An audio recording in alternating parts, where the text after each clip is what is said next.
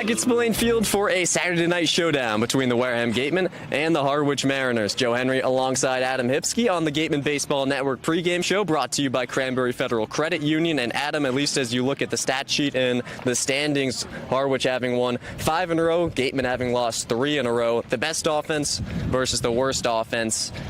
Tale of two teams in this one. Yeah, absolutely. And Wareham, listen, it's a day-to-day thing with this group. A couple of guys that have been injured, new guys coming in. So just because the Gatemen are 1-5 and the Mariners are 5-1, and you talk about it, Harwich being atop the East Division and Wareham being amongst the bottom of the West Division, listen, anything can happen. This is baseball. You flush it. You trot out a new lineup every day. Ryan Smythe is just getting a better feel for what this team is and who he has as his weapons. So, listen, it's a new day, it's a new game, and a couple of bright spots from yesterday that the Gatemen can certainly try and carry over into today's matchup against a very good Harwich team for sure. Still early in the season, but a special night tonight. It's First Responders Night, one of the biggest annual events here in Wareham. Going to be a bunch of pregame festivities, pregame meal for local first responders, even a helicopter landing on Spillane Field. You can see the full coverage during our broadcast starting around 5:45 p.m. tonight. But in the meantime, in order to make this a festive occasion here in Wareham, the Gatemen, couple clear things to work on. That's converting with runners in scoring position and also cleaning up on the errors in the infield. Yeah, yesterday just one run, and it was off the bat of one guy, and it was Drew Rogers, the solo shot. Good to see him start to get going yesterday. A 3-hit game for the catcher from Georgia Tech. Might see him work around the field a little bit defensively. Might see him playing outfield. But yeah, certainly you like what you saw yesterday from Drew Rogers. Tony Lira is another guy that's been very solid for Wareham. So it's starting to get that hitting is contagious mentality. And when Tony and Dylan and a couple other guys start to, put balls into play, watch it trickle down and get the effect. But I think that's really where it starts with this offense is you have to start to look at other guys and then let that hitting kind of permeate throughout this lineup.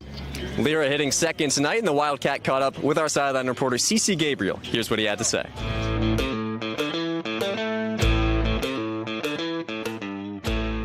Thanks, guys. Here with redshirt sophomore Tony Lira for the Wareham Gatemen. Tony, thanks for your time today. Of course. What's been one of the biggest adjustments? You're from University of Arizona. What's one of the biggest adjustments that you've seen so far into the league? Nothing much. Just trying to keep a mindset of every day of one pitch at a time, reset after every pitch, just know that I'm great and I belong. So that's really it. Within your social media, we see phrases like God built and you're God's MVP. Being in the league so far, what has that meant to you? I just play for the Lord. It's me and him together.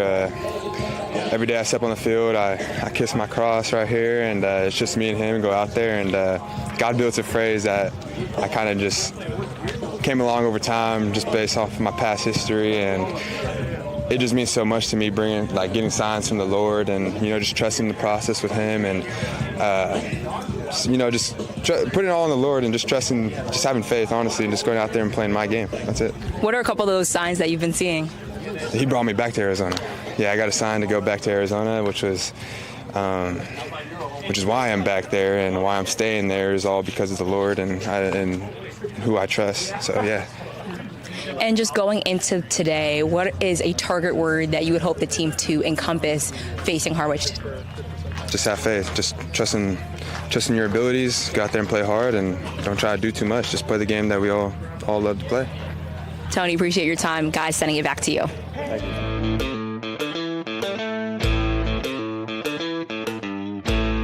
Thank you, CeCe. Great stuff from Tony. And one of the other big weaknesses so far that we've had to talk about is length from the starting pitchers. Wade Walton, the guy who struggled in his first start about a week ago against Hyannis, went just 3 innings, struggled to put guys away. He gets another chance tonight. Yeah, absolutely. And it all starts in that first inning for Wade Walton. And that was where they did all of the damage when he played Hyannis in his first start of the year. The Harbor Hawks put up a crooked number, but he also needs help from his defense. 5 runs, only 3 were earned in that opening start for Wade Walton. So trust your defense. Pitch to some soft contact. Not a big swing and miss pitcher, but it's a good Harwich lineup. But if he can pitch to contact like he did against Hyannis, the defense continues to mesh, get a little bit better together, start to feel the tendencies amongst their teammates, at least for the Gateman side of things. So, yeah, certainly a chance for Wade Walton, but locate the zone. That's the big thing with the Gatemen so far is not hitting the zone, early walks, and then some traffic on the base path. So if Wade Walton can avoid that, pitch to some soft contact, I certainly think it's a much different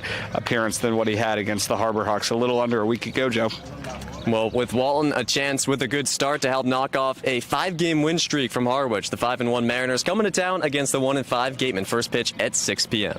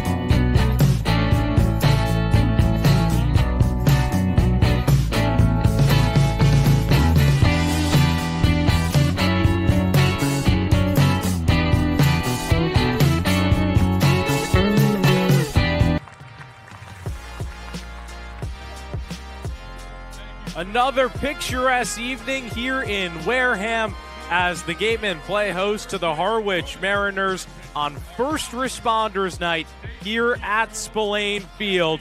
We got a nice visit a couple of minutes ago from the Massachusetts State Police.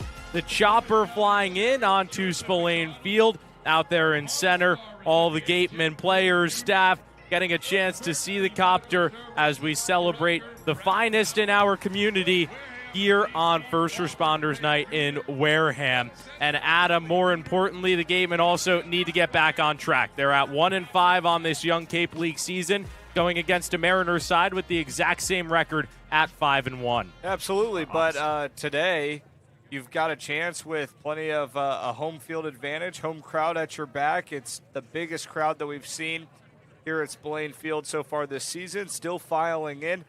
A big opportunity. The guys started to put together some big-time, much better, much more improved at-bats the last couple of days, and now's a chance to put it all together and get back in the win column. It was another loss for Wareham last night. That was 4-1 against the Hyannis Harbor Hawks out in Hyannis, and looking for a bounce back here tonight. One guy that did break through, though, in a big way in that game for Wareham was the catcher, Drew Rogers. Started the season off 0-9 before finding it last night. Once he had that first one, it was a big one, responsible for the only run of the night for Wareham yesterday. It was a solo towering shot over the center field wall. Since then, got 2 more hits, and it was a struggling Gatemen offense in terms of hits yesterday. Started to put the ball in play, struck out a little bit less, but Drew Rogers responsible for 3 hits, and it was a big breakout game for him, back in the lineup again today. He has been stellar after finding it after that first home run, a couple of hits, starting to find his footing here in Wareham. And then on the other side of things, the player to watch out for is Ty Smolinski, the shortstop. He has been just a core, consistent bat for this Mariners team. Yes, he started every game for the Mariners. Just a .273 batting average, but what he's done right there, 2 home runs in just 6 games. Shortstop from Kansas State, taking a big step up after having a horrific spring for Kansas State, hit nearly .340, drove in 45 runs, had a 1,000-plus OPS, and now Smolinski a chance to continue this hot streak. Trying to improve hitting for average, but he's hit for power, that's for sure, in the early going in 2026. Harwich coming into this game leading the entire league in batting average at .250. The Wareham pitching staff is going to have to come up clutch and guard the gate if Wareham wants to grab its second win of the season overall here at Spillane Field. We got first pitch coming your way next between the Gatemen and the Mariners.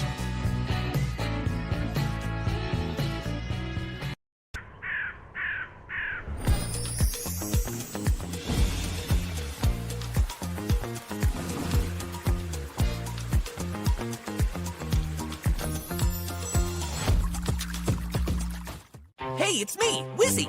Water Whiz is the ultimate vacation. Huge slides, a not-so-lazy river, and more ways to cool off than you can count. Plan ahead and save. Tickets as low as $39.95. Rally your crew and lock in your date. For a good piece of glass, call Abby, located at 3 Tyler Avenue in East Wareham. Call Abby Glass and Locks about getting a free quote for your windows, doors, locks, and other glass needs. Hi, this is Stephen Goulston. Homeowners choose Mario's Roofing because we're fair, honest, and provide quality services. Call Mario's Roofing today for a free estimate. 781-344-2420. Mario's Roofing. We won't soak you to keep you warm and dry. Just about ready for game time here at Spillane Field between the Gatemen and the Mariners. Dan Shalam with you alongside Adam Hipsky here on Cape League TV. You see the starter on the bump tonight for Wareham. That is Wade Walton, and he's looking for a bounce-back performance. Yes, he is, Dan, making his second start of the season. Last one was against Hyannis. He did grab the start, but went just 3 innings, gave up 6 hits, 5 runs, 3 of which were earned. So he was not assisted much by his defense at all. 2 walks, 4 strikeouts, did give up 1 home run.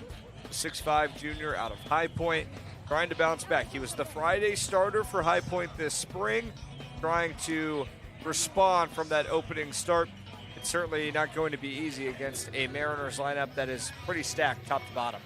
Not at all. Let's run you through that Mariners lineup now. It'll be Julio Solier, the second baseman, to lead things off. Went 1 for 4 yesterday against Orleans. Then it's J.P. Peltier batting second, the third baseman, batting .208 so far in the year. Then it's Ty Smolinski, the shortstop, who you just highlighted a couple of seconds ago. Then Quentin Coates cleans things up at the designated hitter spot. Went 2 for 4 last night against the Orleans Firebirds, a successful night for him.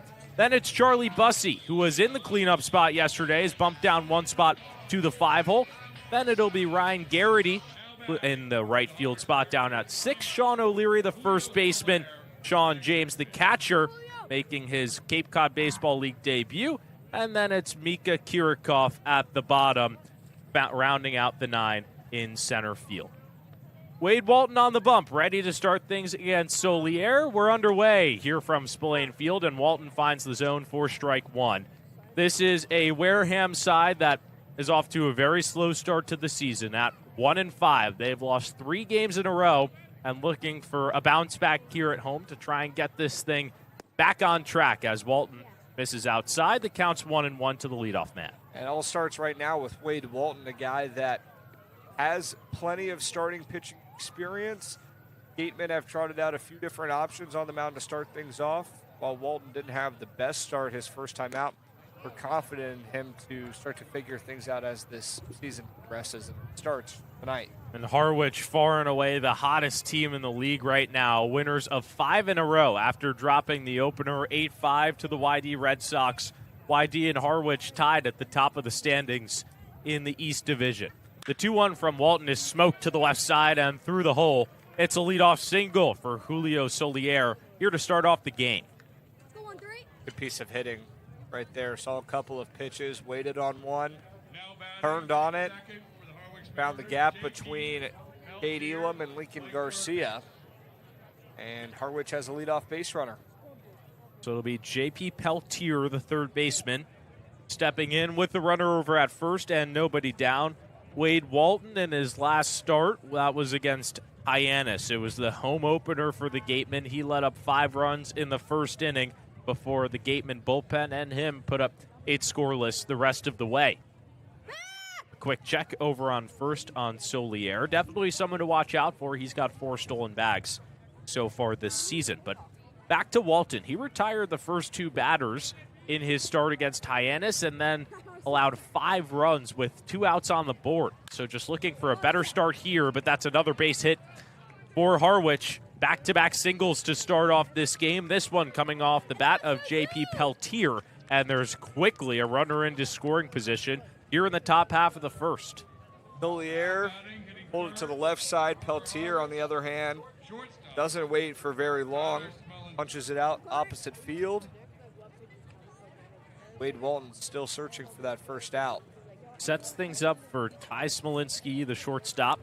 Just talked about him a couple moments ago, the 6'1", 200-pounder from Kansas State, looking to get Harwich on the board here early.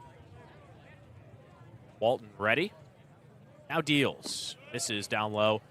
4-1, and this a Harwich side that really got after it yesterday against Katuitt. They were all over a mercy run rule victory for them. It was easy work to earn a 5th straight victory, and looking to do the same as this one's fouled straight back to the screen. 1 ball, no strikes, and that was part of this 5-game win streak where it just seems like everything has been clicking for the Mariners. No end in sight, and they hope to pick up a win here tonight and then go face YD tomorrow and take full control of that top spot. Yeah, those two are going to be neck and neck all season long. Still early in the season, but you can certainly get a feel that the Mariners and Red Sox throughout this summer are going to be 2 very tough teams to beat. Without a doubt. Walton finds the zone. It's 1 ball, 2 strikes after back-to-back singles from Solier and Peltier to start off this game. Walton looking for a big out in a big spot. Goes to the off-speed. It's thrown into center field. That ball dunks down. Solier gets the wave around third base. Here's the play at the plate. Not in time. And Solier is in there sliding. Quickly, 1-0 Harwich off an RBI single from Ty Smolinski.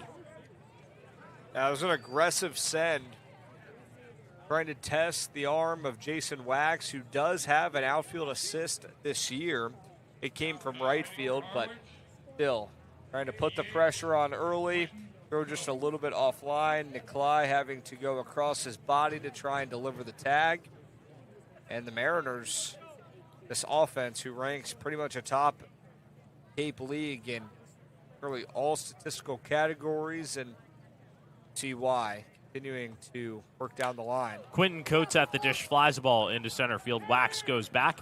Tagging from third base is Peltier. The throw not in time, and going over to second on the play is Smolinski.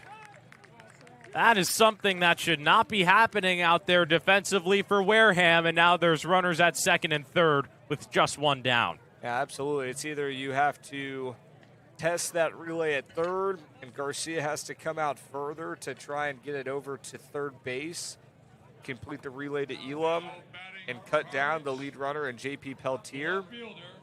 Or you just go to second with it and say that you're fine with runners on the corners. But instead, Garcia stays put on the infield dirt. Wax kind of just lofts it over to him, and then Smolinski sees it, takes full advantage. More trouble for Wade Walton to work around here earlier on. Already one across. Charlie Bussey, the left fielder at the plate, swings at the first pitch, grounds it foul over to the third base side. And with that run scoring, Solier coming across. Wareham has not scored first in any game now so far this season.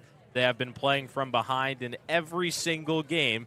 They have come back to tie 3 of those games, only have gone on to win 1 of them. And we'll have to come back and hopefully win again here today. This one gets past Nikolai. Coming home is Peltier. There will be no throw on. Over to third on the play is Smolinski. And the defensive woes continue here for Wareham. 2-0 against Harwich. Yeah, tough one right there. Just skips away from Nikolai. You know, these two maybe not on the exact same page. Got the chance to watch Walton and Nikolai warm up earlier, but still one where maybe the lack of experience between the two comes back to bite them. Drew Rogers was the catcher last time when Walton pitched, where he let up 5 in the first. He's let up 2 here in the first in his second outing of the summer. Still Charlie Bussey at the plate. The infield comes in for Wareham, looking to prevent that third run from coming across.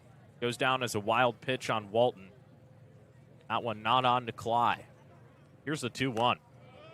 This is upstairs. 3 balls and 1 strike for Wade Walton, a guy who, like you mentioned, was the Friday starter at High Point at a 4.21 ERA and 77 innings pitched. A guy very comfortable with starting games, pitching for length, but just has not found his footing here in Wareham just yet. The 3-1 tapped foul behind the plate, and the count goes full. It's a big out, essentially, for Wade Walton. Trying to escape some of the pressure, because right now, really all Harwich. Wareham hadn't allowed a leadoff base hit to start the game all season long, and this the 4th time all year that they have let up a run in the first. Here's the payoff pitch. It is called strike 3 on the corner. A big second out for Wade Walton, and now there's 2 down with the runner at third here in the top of the first. A nice bounce back from Wade Walton. Still doesn't give Charlie Bussey a great pitch to hit, but kind of dances around him, flips the zone, and gives Wareham now the opportunity to play Brian Garrity straight up. Garrity, the right fielder tonight, chops the first pitch foul over to the first base side. And Garrity having a slow start here to the Cape League season, 2 for 15, not good for a 133 batting average, but got back on the right foot last night, a 1 for 3 evening against Orleans with a run scored. Trying to knock home the 3rd run of the game early on for Harwich. The 0-1 high and away for ball 1. And Garrity out of Northeastern, where he had a magnificent junior season, a 326 batting average with 5 home runs, 37 RBIs, and 20 stolen bags. A 948 OPS. Slugging being the closest number to 500 as Walton misses outside with the off speed. It's 2-1. Plenty of power to bat for Garrity. Hasn't quite figured it out this summer. No extra base hits, but certainly get going now. 2-1. Flips the top part of the zone, 2-2. So now Wade Walton just one pitch away from getting out of this top of the first with just 2 runs across. And remember, Harwich started this game with 3 straight singles. So if Walton can get 3 straight out, definitely would be an accomplishment. The 2-2 is cut on and missed, 4-strike 3. So Walton ends off this first frame with back-to-back strikeouts. A nice bounce back from the righty from High Point. 2 come across here in the top half of the first on 3 hits with 1 runner left on. We head to the bottom half. Harwich up 2-0. Cranberry Federal Credit Union stands apart by combining the heart of a community-driven credit union with the spirit of an educator. We don't just offer banking. We teach, guide, and support every step of the way, ensuring our members gain the confidence and financial stability to thrive. With deep local roots and a commitment to lifelong learning, we're more than a financial institution. We're a partner in your success. Finding a good personal injury attorney is very difficult. If you or your family member have been involved in an accident, hurt at work, suffered a slip and fall, or have been injured to someone else, contact the lawyers at Reddy Kiernan and McNally LLP today. They are experienced trial attorneys who practice in all the courts in the Commonwealth. The firm has been recognized by Best Lawyers in America for outstanding legal representation. Contact Reddy Kiernan and McNally LLP today. The firm is located at 267 Main Street in Wareham. Reddy Kiernan and McNally LLP also has offices in New Bedford and Falmouth. Call 508-295-0286 or visit their website at www.rkm-law.com. Cranberry Federal Credit Union has been proudly serving the community of Wareham since 1962. Please check out our rates for your borrowing needs. For the parents of children, explore a Cranberry Kids Club account and its 5% annual percentage rate for the first $500 deposited. Cranberry Federal Credit Union. We are harvesting financial success. Wareham has to climb out of another early hole here at home, down 2-0 to the Harwich Mariners here in the bottom half of the first. Dan Shalam with you alongside Adam Hipsky. You see the man on your screen, Jacob Schultz. He's the starter tonight for Harwich. Yes, he is. A 6'2 left-hander, originally from Houston, Texas, and a little bit of foreshadowing right there. In and out of the transfer portal, headed to the Cougars after a couple of years with Vanderbilt, making his second appearance this summer, a 1-0 record, and this past spring with Vanderbilt, also a 1-0 record, 16 appearances, no starts. So not typically a starter.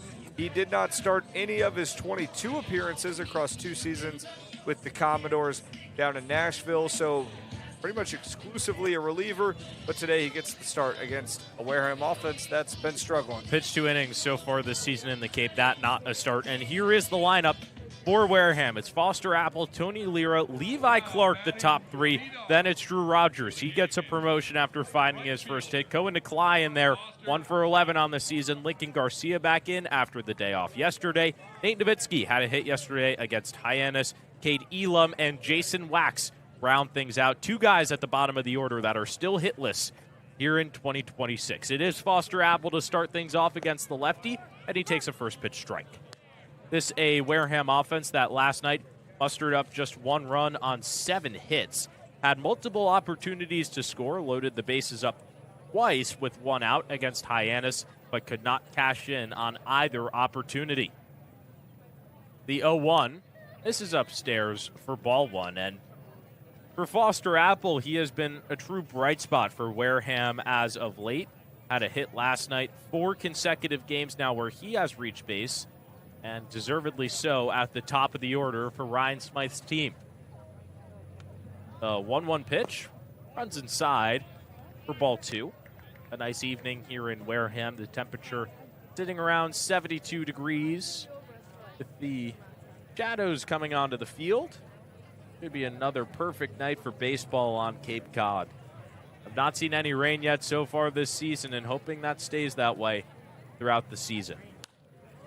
2-1 is popped up into fallow ground. Moving over to make the play is the first baseman, O'Leary. He comes down with it, and one down here in the bottom half of the first. Harwich very good defensively.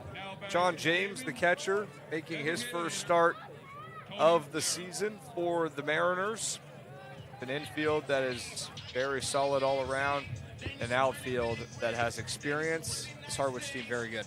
Mention it. Let's run you through it. Peltier over at third base, Smolinski at short. Then it's Solier over at second base, O'Leary at first. Left to right in the outfield, Bussey, Kirikoff, and Garrity. As Tony Lear at the plate runs in and clips him on the hands. Hit by pitch, and the Gatemen have a runner aboard here in the bottom half of the first. Tony Lira, the only guy on this Gatemen team that has recorded a hit in each game. And so Jacob Schultz decides that he doesn't want to see Lira extend that streak.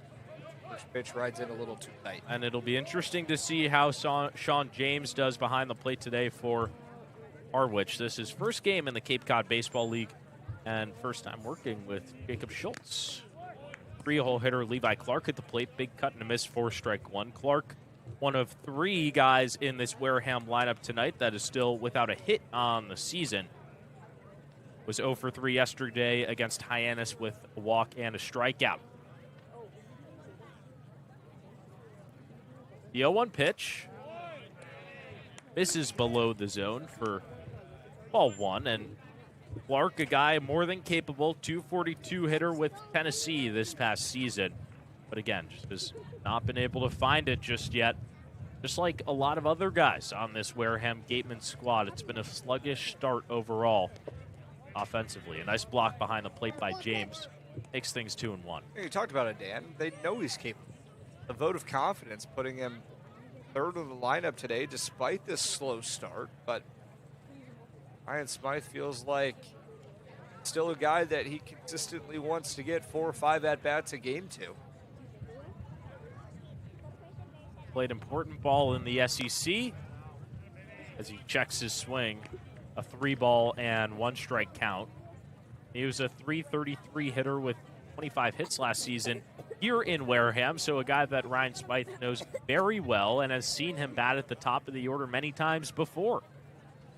3-1 pitch is cut at the bottom of the zone. Clark is to the umpire, a little bit confused about the zone right there as the count goes full, with Lira still over at first and one down here in the bottom half of the first.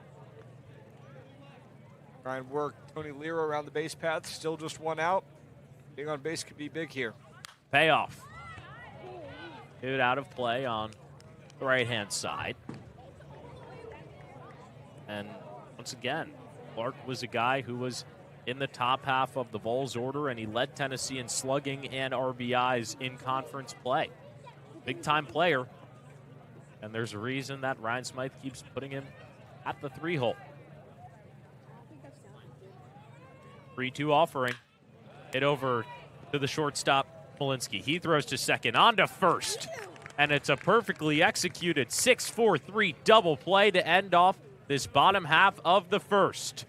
The same way that Wareham started last night, a double play ends things off here in the bottom half of the first.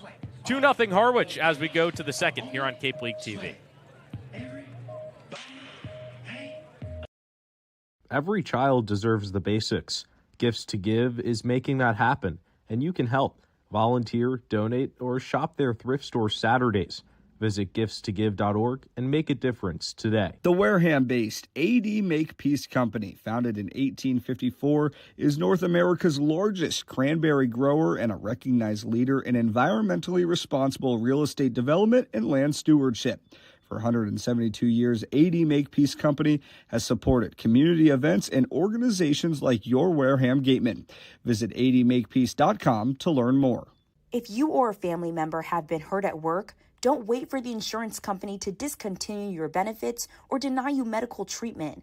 Get an experienced workers' compensation attorney now before it's too late. The lawyers at Reddy, Kiernan, and McNally LLP have been practicing workers' compensation law for many years and are experts in the field of workers' compensation law. Having the advantage of retaining an attorney early on may make all the difference in your case. Know your rights, be prepared, and contact Reddy, Kiernan, and McNally LLP today. The firm is located at 267 Main Street in Wareham. Reddy, Kiernan, and McNally LLP also have offices in New Bedford and Falmouth. Call 508-295-0286 or visit their website at www.rkmlaw.com.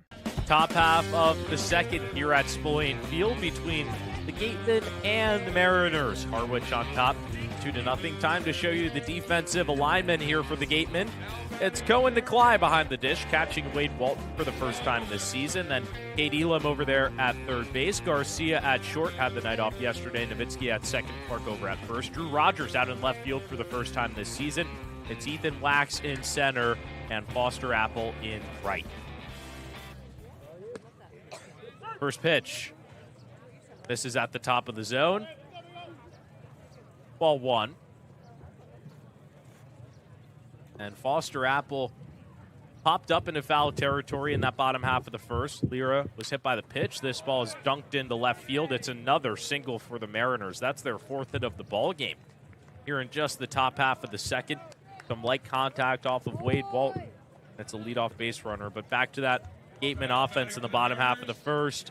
Lira was hit by the pitch, and Levi Clark grounds into a 6-4-3 double play. Wareham now with 7 double plays on the season, and that leads the league. Yeah, it's tough for a defense and for Wade Walton to step back out onto the mound. You're already trailing 2-0, and then you try and hope your offense gives you some run support and one out base runner, but after that, absolutely nothing going. Wareham had a 6-4-3 double play hit into by Levi Clark last night in his last at-bat. So back-to-back DPs for him. Sean James, the catcher at the plate, with nobody down. Finds himself in a no-ball, 2-strike count quickly. James out of Mississippi State. This is Cape Cod Baseball League debut. Played in 26 games, had a .309 batting average. Looking for some more consistent playing time here on the Cape. And excited to get after it with the Harwich squad that is on a 5-game win streak. Walton will give a look at O'Leary on first base. Just one stolen base so far this season for the first baseman.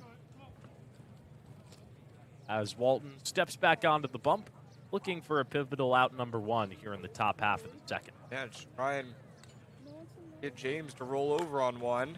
He does just that, chops it over to the third base side. Elam throws to first in time. A nice play by Kate Elam over there at the hot corner. Puts one out on the board here in the top of the second. Those are the kind of plays that you cannot take for granted. You are the Wareham defense. Too many miscues throughout the first portion of this season for the Gatemen, but Kate Elam does a nice job. Attacks the slow roller, makes sure to stay composed, fires a bullet, the first baseman Clark. Still a productive first out for Harwich. On that play, O'Leary gets over to second, so a runner into scoring position. Here for the Mariners with one down, and the 9-hole hitter, Micah Kirikoff at the plate. Takes the first pitch down low, 4-1. Kirikoff, the center fielder. Pinch hit yesterday, was 0 for 1, so this is first start in a couple days' time, and he has been a reliable bat so far for this Harwich lineup, batting at a .267 average. Early into this season, slaps the ball over to Elam. He lost it at first, regains, now throws to first, and does a nice job gaining his composure, gets the out, 2 down here in the top half of the second. Yeah, great job this inning by Kate Elam. That was one that was hit very hard. We've seen throughout this season, that's a kind of sharply hit ground ball that has split through the legs of some Gatemen defenders. So at that time, nice shot by Elam to knock it down. They collected, even had to pump fake once, but still threw it strong enough over to the first baseman. Back-to-back 5-3 putouts. Second trip to the plate for Solier of this game. Slaps the ball to the right side foul. He started off the game with a single, came around to score for the first run of the ball game. and has a chance to knock home O'Leary here, standing over at second base with 2 down. O'Leary has really been solid at the top of the order so far this season for Harwich. 8 for 25, batting .320. Flies another ball into foul territory on the right side, and now Walton in a very good count for himself, 0-2 against O'Leary. And just one more note on Cade Elam there playing third base, making just his second start at the hot corner. He had an error in that first game that he played that position, so a nice job. 2 tough tests here in the second inning, and he aced both. Certainly has. Here's the 0-2. This is down in the dirt, and Clyde does a nice job of blocking behind the plate. He'll have a chance to do some damage at the plate when the Gatemen come to bat in the bottom half of the inning. Drew Rogers, Nikolai, and Garcia due up for the Gatemen. 1 ball, 2 strike count. O'Leary at second. Here's the pitch. Walton tried to go cross body, and Solier doesn't offer. It's 2-2. That second out is also very big because you don't really have to worry about that runner on second. Fired the one up to bat. Having trouble doing so. It was a no ball, 2 strike count to Solier, and he's worked it full. That was the closest miss I would say Wade Walton's had in this at bat. And he was trying to dance around the zone and not give anything that Solier can square up on. The Boston College product who batted .354 with the Eagles, trying to make a difference. Slaps the ball over to Elam on the third base side, but trickles out of play, and really just an impressive sophomore campaign for Julio Solier. 59 games played, 3 bombs, 34 RBIs, really disciplined hitter as well, 30 walks, and that was a huge step up for him. In his freshman season, really struggled with a 148 batting average in just 19 games played. He was a first-team All-Northeast Region selection, the first BC player since 2021 to do so. He really helped BC get to 37 wins on the season, which tied a program record. Here's the payoff. Once again, hit over to Elam. This time he will field and play a long throw across the diamond before it is called foul by the umpires. So, do it again at 3-2. The first one was close, but definitely fell. I thought that one, honestly, was to the right of the bag. Elam did too, or at least he wasn't going to leave it up to chance because he fired over to first. Ready if they did. Certainly was. Fair ball, yeah. Both outs in this inning have been throws by Cade Elam over to first base. Payoff once again. Cut in front of the plate. Just rolls foul, so Solier putting up quite the fight in this at-bat. This will be the 9th pitch coming. Went down 0-2, and then since then, a ball to make it 3-2, and then 3 straight foul balls for him. Leadoff man putting up good fight against Wade Walton, who has now tossed 36 pitches, 24 of those strikes in an inning and 2/3. The 3-2. Once again, fouled out of play by Solier. This count still have 3-2, but it'll be the 10th pitch of the at-bat coming. A battle here between Walton and Solier, with the second baseman refusing to go down. Was 1 for 4 yesterday in Orleans with a walk and a strikeout. Looking to get on base here with 2 down. The 3-2. Called on the outside corner for strike 3. Wade Walton wins the long battle, gets Solier on the 10th pitch of the at-bat, and Walton does a very nice job. Puts up a 0 here in the top half of the second. Things stay 2-0 Mariners here at Spillane Field on Cape League TV. Hey, Gatemen fans, give it up for a hometown MVP, Harvey Waste and Recycling. Just like the Gatemen clean up on the field, Harvey keeps our communities clean every day. big hits, clean streets, and reliable service you can count on. Now that's a winning team. Visit elharveynewbedford.com or call 508-995-0544. Harvey New Bedford, keeping Wareham game ready all season long. Searching for a golf cart, street legal low-speed vehicle, or utility vehicle? Come visit C2 Vehicles in Wareham or online at c2vehicles.com. Trusted across the South Coast, Cape and Island since 1978, C2 Vehicles has the ride for work, play, and everything in between. Broken PS5 or Xbox? A Plus Repair specializes in all repairs, including game consoles, computers, smartphones, and tablets. Walk-ins are welcome, and most repairs are done in less than an hour.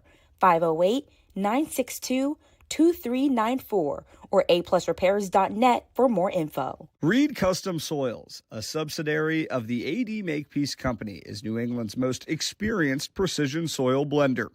Reed is the leading provider of lightweight planting soil for green roof installation, stabilized stone dust for nature paths and pedestrian walkways, bioretention and rain garden soils, and specialized soils for athletic fields, including your Spillane field.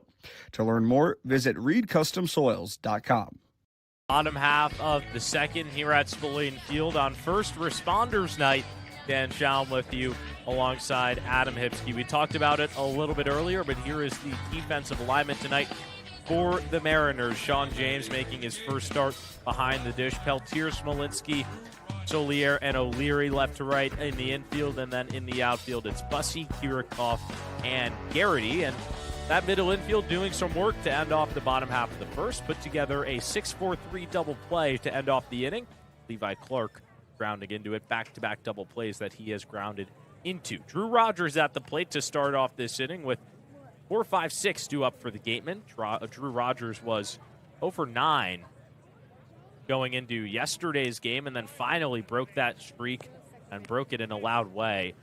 A home run out into center field, and then added a double and a single to end off his night, with the batting average now standing at .250 on the season at 3 for 12. A really nice bounce back from a guy who's had plenty of potential for this team and smokes the ball into center field. Drew Rogers, 4 hits in a row after starting 0 for 9, and the Gatemen have a leadoff base runner. And I think anytime you get that first hit, it's a weight lifted off your shoulders, Dan. But yesterday, hitting a solo shot over the center field wall where he absolutely clobbered it. I mean, he got all of the baseball. So not just getting that first hit, but an RBI into round the bases, something that he hadn't gotten to do yet. It does a lot for a hitter's mentality. Going to Clyde at the plate, grounds the ball to the left side and through.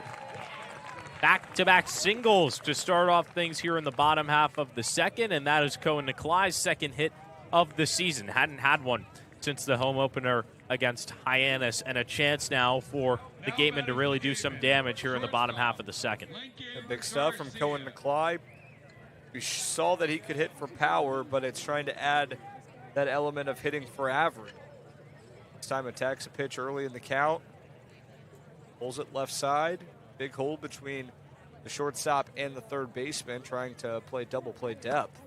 Lincoln Garcia at the plate takes a first pitch strike. First time that we've seen Garcia in the lineup since Wareham was mercied 14-2 against YD here at Spillane a couple of days ago. And in that game, he was 0 for 2. So looking to bounce back against Harwich here in a big spot. Grounds the ball over to short. Smolinski will just throw to first, get the out. So both runners move up on the play. A very productive first out from Lincoln Garcia. 2 runners into scoring position with 1 out here in the bottom of the second. Certainly take that trade if you're Lincoln Garcia. I honestly thought Ty Smolinski could have flipped across his body, but instead just takes the easy out. You understand what he was thinking, momentum taking him towards first. But if you're Wareham, you 100% take that trade. Now you have Nate Nowitzki, a guy that has swung it fairly well with 2 in scoring position. Had a hit yesterday against Hyannis.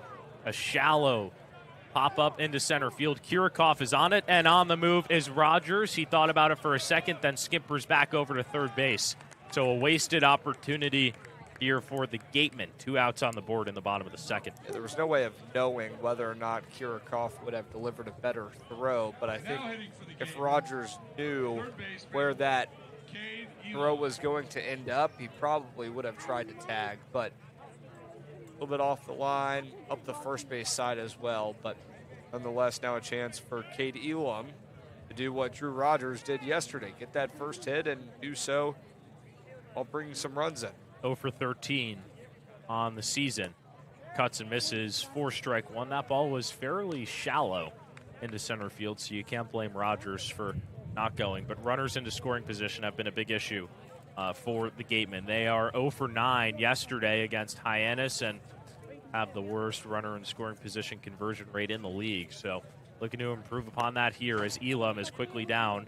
No balls and 2 strikes. He was 0 for 4 yesterday against Hyannis as well.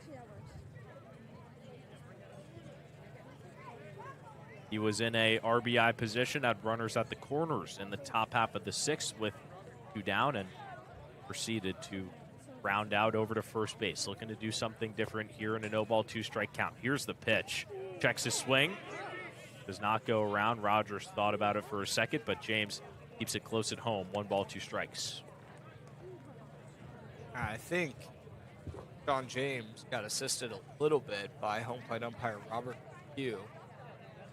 Like the ball might have a shade off of Hugh's foot. Kept it right there. Not to say Drew Rogers still would have had the chance to wipe a bag. No assistance from the umpires. 1-2, high and away for ball 2.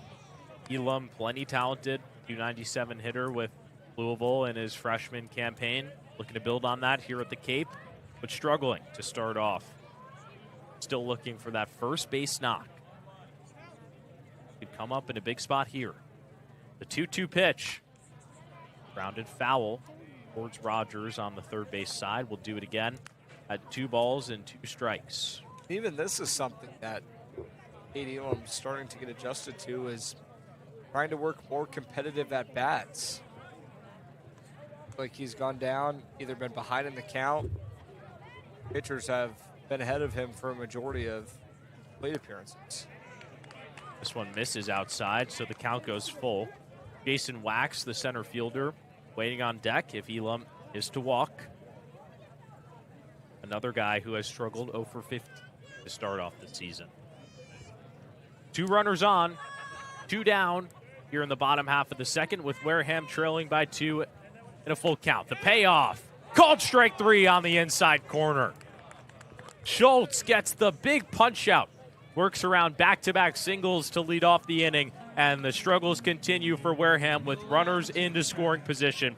They strand 2 here in the bottom half of the second, and Harwich leads things by 2 going to the third here on Cape League TV.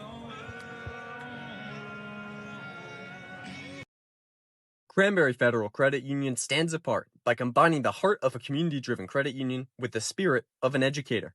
We don't just offer banking. We teach, guide, and support every step of the way, ensuring our members gain the confidence and financial stability to thrive. With deep local roots and a commitment to lifelong learning, we're more than a financial institution. We're a partner in your success. Finding a good personal injury attorney is very difficult.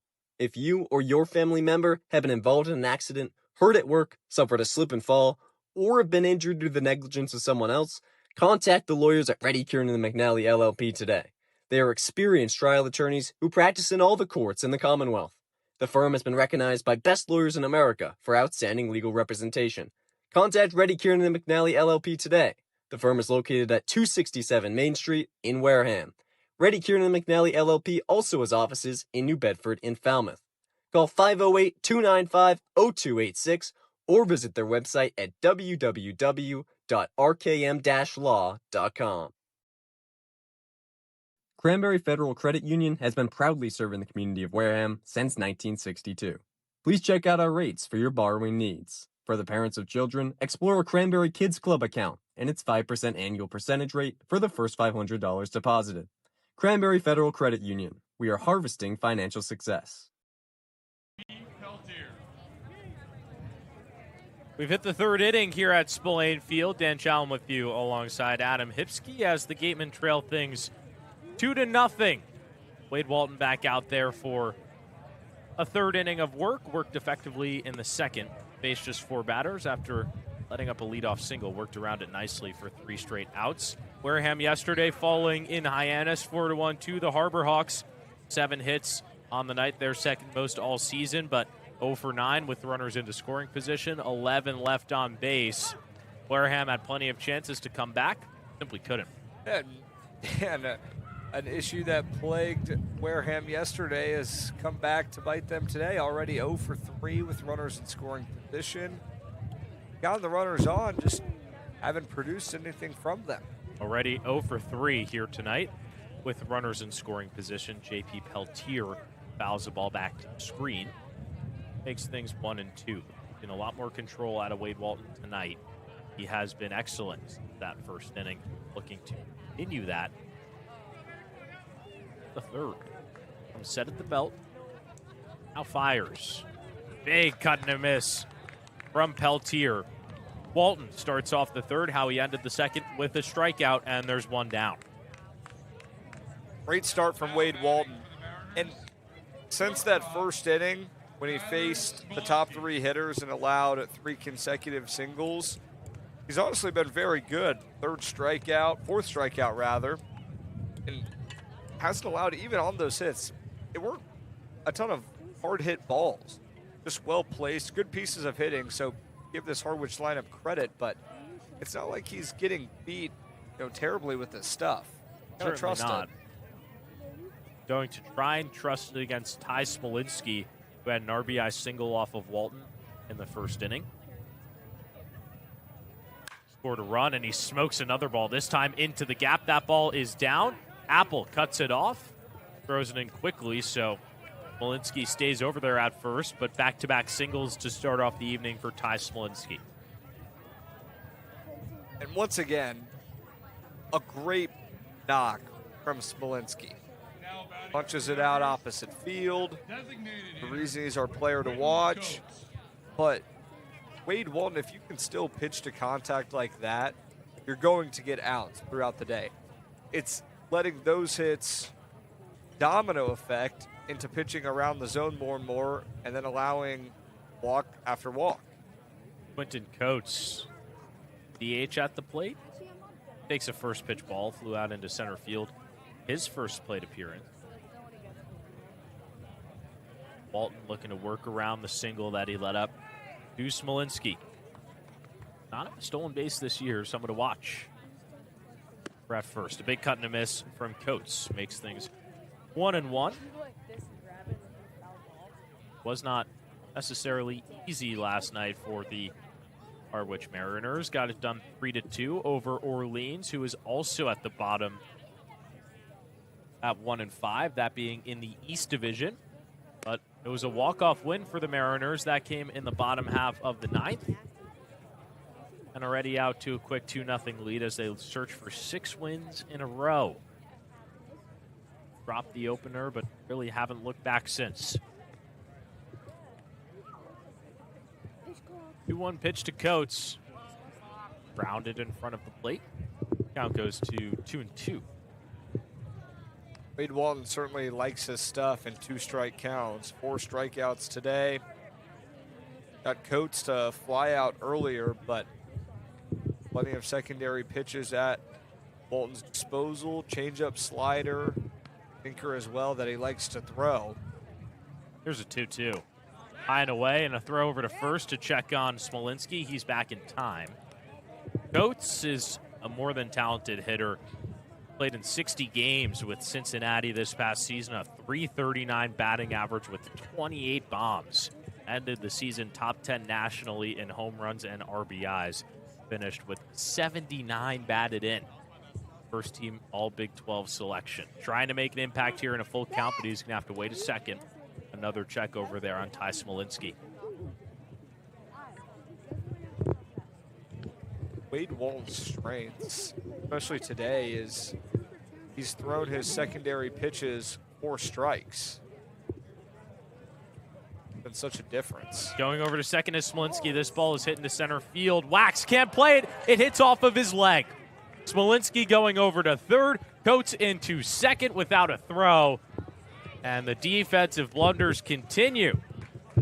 Second and third, one out after the double from Coates. We'll see how it's scored officially. So Wax gets a good jump on it, but then he hits the brakes and then watches it fall right in front of him. And then it ricochets off his leg. Couldn't have felt good. Well, it felt like he could have gone in and made that play. Well, absolutely. And the original jump would suggest as much. And then he slows down, and he was even then within the vicinity of making the play. But it was one of those jam shots, I guess, and goes down as a double officially. Unfortunate for Wade Walton. He once again has to work out of a second and third jam. One out. Here to Bussey. Takes a first pitch ball. And certainly frustrating for Wade Walton, the guy that gave up 5 runs. 3 of the 5 were earned in that first start for Walton, and now today, not being helped out by his defense again. Infield is in for Wareham as Bussey looks at a strike. He struck out looking back in the first inning and is looking to get back on track. Now 0 for 4 in his last 4 appearances at the plate. A chance to break that here against Wade Walton and really open up this game for Harwich with runners at second and third and one down. Bussey swings and just chops it foul. Straight back to Walton. He was the cleanup man last night but got bumped down a spot after going 0 for 3. Walton continues.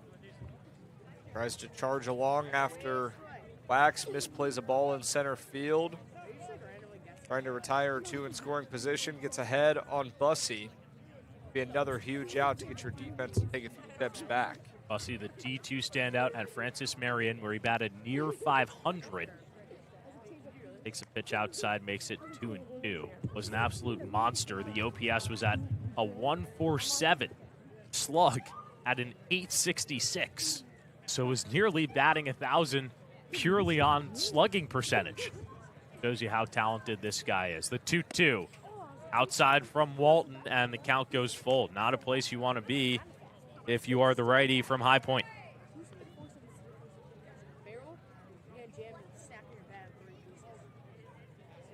A big spot here. 3 balls, 2 strikes, 1 out. 2 runners on. Wareham trailing by 2. Here's the pitch. A big cut and a miss from Bussey, and a huge strikeout for Wade Walton. Both outs here in this inning have come by way of the K, and there's 2 down. A little bit of pressure off the shoulders if you're Wade Walton. Take a deep breath. Your infield can now play Garrity straight up, a guy that you already struck out once today. Settle in. Try and escape with no further damage. 5 strikeouts already for Wade Walton, and just 2 2/3. Looking for 6 here against Garrity, and he gets off on the right foot with strike 1. Garrity struck out swinging to end off the first inning, where Harwich put up the only 2 runs of this game. Looking to add on more here in the top half of the third, and Walton trying to keep this a 2-0 game. He deals. Pitch is hit out of play on the left side. No balls and 2 strikes. Walton inching closer to getting out of this inning with a 0 on the board. Katie, right there, there's so much foul ground along the left side. I think that even a play like that is one that whoever's playing third base can attack a little bit quicker, because yes, it did fall out of play, but not by much. A little bit different compared to, I guess, your average park. Walton looking for the strikeout, goes up high, wanting the chase from Garrity. Does not offer. 1 ball, 2 strikes. Garrity 1 for 3 against Orleans last night with the run scored. 326 average with Northeastern this past season in his junior year. 1-2. Chop to the right side, foul. Do it again at 1 ball and 2 strikes. And Garrity has had a slow start to his Cape Cod season. 2 for 16 if you count the strikeout in the first inning. Batting average at below 125. Guy that is talented, more than capable to pick it up. Had an OPS of around 950 with Harrier. Here's the pitch. This one bounces past Nikolai, coming home to score is Smolinski. Going over to third is Coates. 3-0 Harwich. Another tough one that just gets away from the catcher, Cohen Nikolai.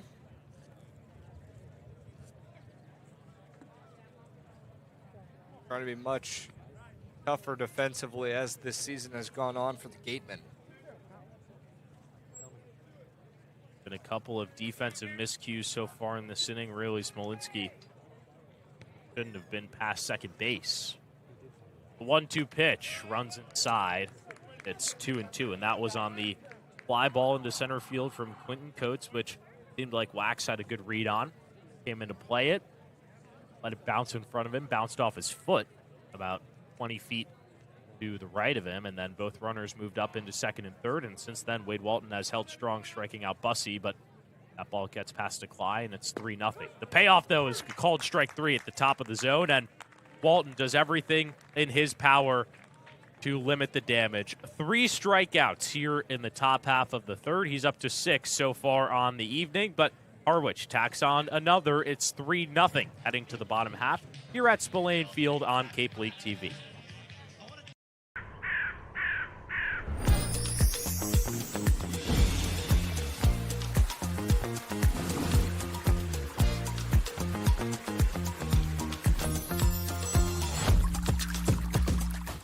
Hey, it's me, Wizzy. Water Whiz is the ultimate vacation.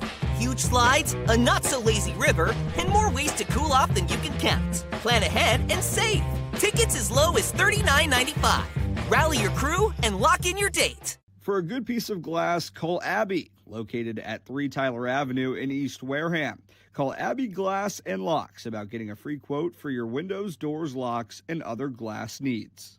Hi, this is Stephen Goulston. Homeowners choose Mario's Roofing because we're fair, honest, and provide quality services. Call Mario's Roofing today for a free estimate. 781-344-2420. Mario's Roofing. We won't soak you to keep you warm and dry. Bottom half of the third, Dan Shalam with you alongside Adam Hipsky as the Gatemen allow a run in that top half of the third inning, and now trail things 3-0. They look to climb back, here in the bottom half of the third with 9-1-2 due up. We talked about Drew Rogers plenty throughout this broadcast tonight. Hitless 0 for 9 heading into yesterday's game. And then he gets that first hit, and since he's recorded 4 consecutive hits. Jason Wax, the guy leading off the offense here in this inning, has the chance to do just that. Certainly looking to do so. It's still the starter, Jacob Schultz, out there on the bump for the Mariners.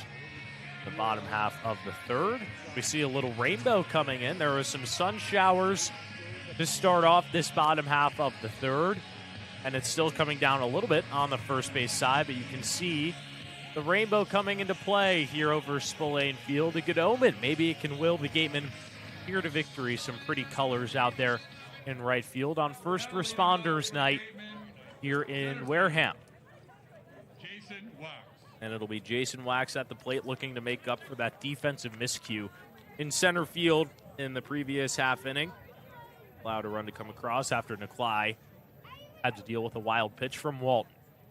First pitch here in the bottom half of the third is a called strike. Wax has been struggling for sure. 0 for 15 to start off the season. Did not play yesterday, went 0 for 3 with the strikeout here at Spillane against the YD Red Sox a couple of days ago. Here's the 0-1 pitch. Cut and a miss for strike 2.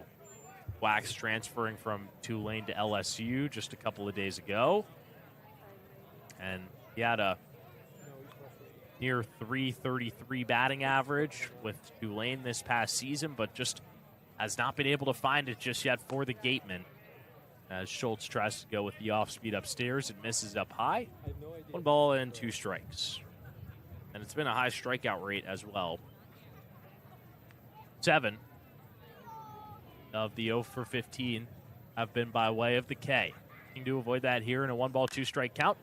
Pops a pitch up over to the left side. Bussey in left field coming in to make the play, and he's got it. 1 down here in the bottom of the 3rd. Wax just can't barrel it up. First time seeing Schultz, a guy that certainly thought would have a better start to the summer than what he has had. Batting 9th today. Ryan Smythe trying to take some of the pressure off of him.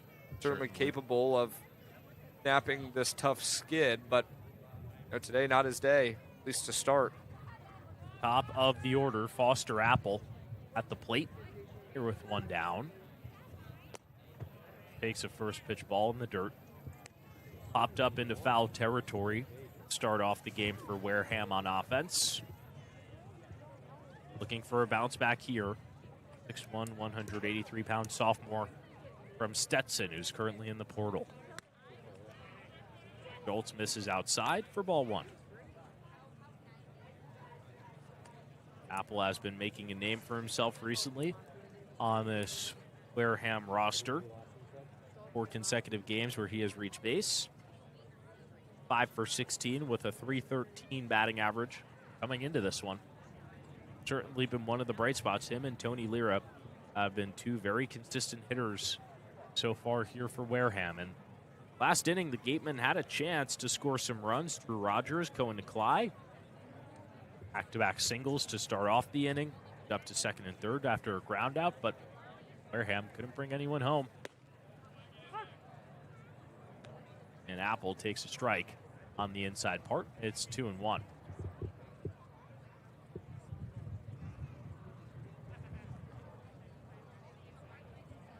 Just 2 hits so far, both coming last inning for Wareham. Big cut and a miss from Apple. Fouls it back into the glove. Count goes to 2 balls, 2 strikes, 1 out after Wax popped up into left field. I know a lot of people are frustrated with this Gateman offense, at least early on in this season, but Foster Apple has been a very pleasant surprise that you feel confident with at the top of your order. Called strike 3, a beautiful breaking ball put into the zone by Jacob Schultz. His 2nd strikeout of the evening.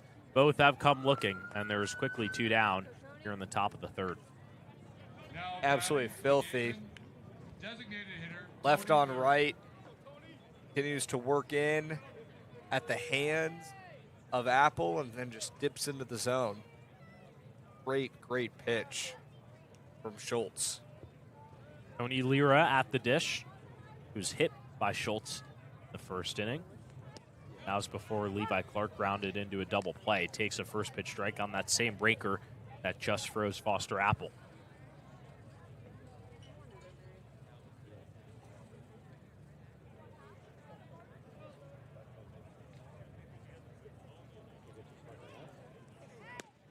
Cut and a miss from Lira. It's 0-2, and Schultz now on the precipice of back-to-back strikeouts and putting up another 0 here in the bottom half of the 3rd. Wareham's offense, last scoring the 4th yesterday against Hyannis. The 0-2. Slapped over to short. Nice throw from Slinsky over at first base gets Lira. So that's how the bottom of the 3rd will end. Another 0 put up on the board here for the Gatemen. It has truly been a struggle on offense for the Gatemen. 8 innings in a row without putting up a run as Lira grounds out over to short. Time to send things over to the 3rd member of our crew, CeCe Gabriel, as we get ready for the 4th.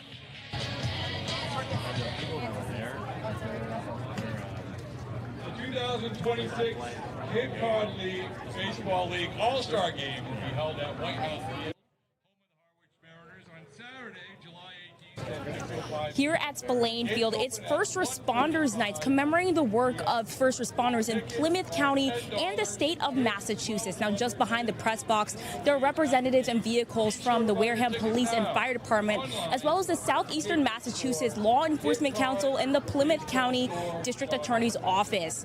Now, from police dogs to touch a truck experiences to a special touchdown by the state police helicopter right onto the field, I was talking to Plymouth County District Attorney Timothy Cruz, and he said that tonight is all about connecting with the community. He says that he wants to make sure that all the community members know that all the first responders are not just people keeping them safe, but also human beings as well.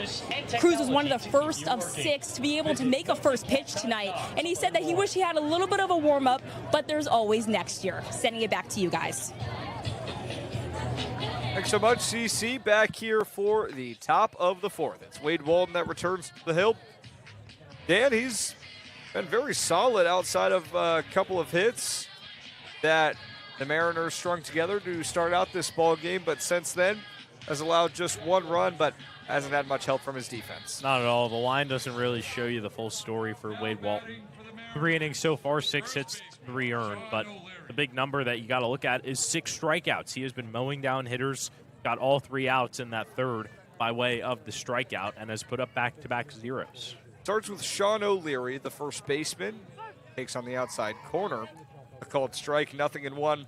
O'Leary 1 for 1 today, singled to start things out in the 2nd. Not a ton of hard contact off the bats of this Mariners lineup. 0-1 misses up and away. 1 ball, 1 strike.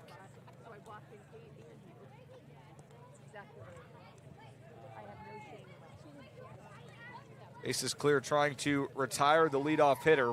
Walton's done it just once today. Swing and a miss, gets ahead in the count, 1-2.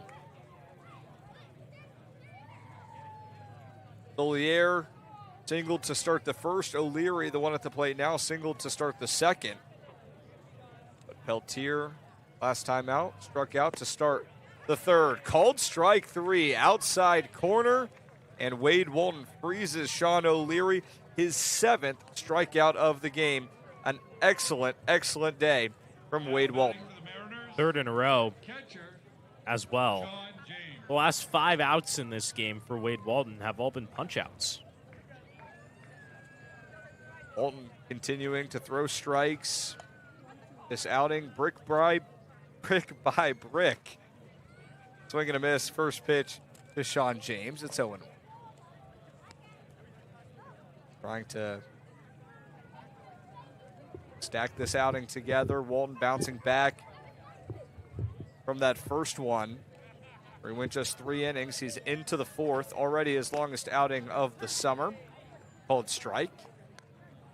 Side corner, and Sean James is behind, 0-2. Certainly finding it well, doing a nice job of just pounding the zone. That is what's worked for him. 0-2. Walton sets and fires. Just misses outside. A tough pitch to lay off of if you're Sean James. And that's a pitch that a lot of the Harwich hitters have swung at or have been frozen by so far in this game. 1-2, fouled back. Harwich leading 3-0. Wareham playing from behind, and that's not anything out of the ordinary, Dan. That's the regular. Yeah, the Gatemen have not scored first once this season. 1-2, 1 away, top of the 4th. Walton fires, swing and a miss. James takes a whale of a cut on the 1-2 fastball, and there's now 2 down. 4th consecutive punch out for Wade Walton, his 8th of the evening. Can't be stopped right now. He is just pounding the zone, and Harwich hitters cannot touch it. Really, really nice job right now from Wade Walton. Brings up the 9th hitting Micah Kirikoff. 0 for 1 with a ground out. Pitch. Top rail, a called strike, 0-1. Base is clear, bottom of the order for the Mariners. 2 in the 1st, 1 in the 3rd. Wade Walton trying to limit the damage. The 0-1. Just misses downstairs. All on a strike.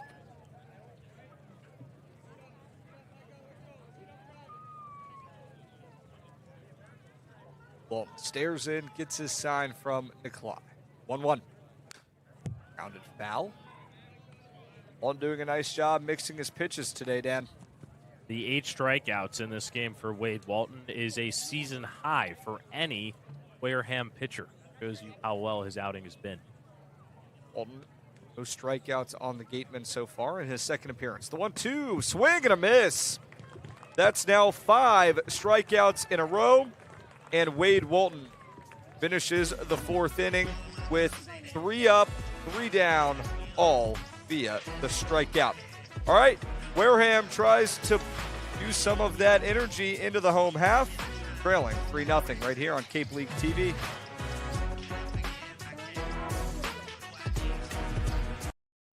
Every child deserves the basics. Gifts to Give is making that happen, and you can help. Volunteer, donate, or shop their thrift store Saturdays. Visit giftstogive.org and make a difference today. The Wareham-based AD Makepeace Company, founded in 1854, is North America's largest cranberry grower and a recognized leader in environmentally responsible real estate development and land stewardship. For 172 years, AD Makepeace Company has supported community events and organizations like your Wareham Gatemen. Visit admakepeace.com to learn more. If you or a family member have been hurt at work, don't wait for the insurance company to discontinue your benefits or deny you medical treatment. Get an experienced workers' compensation attorney now before it's too late.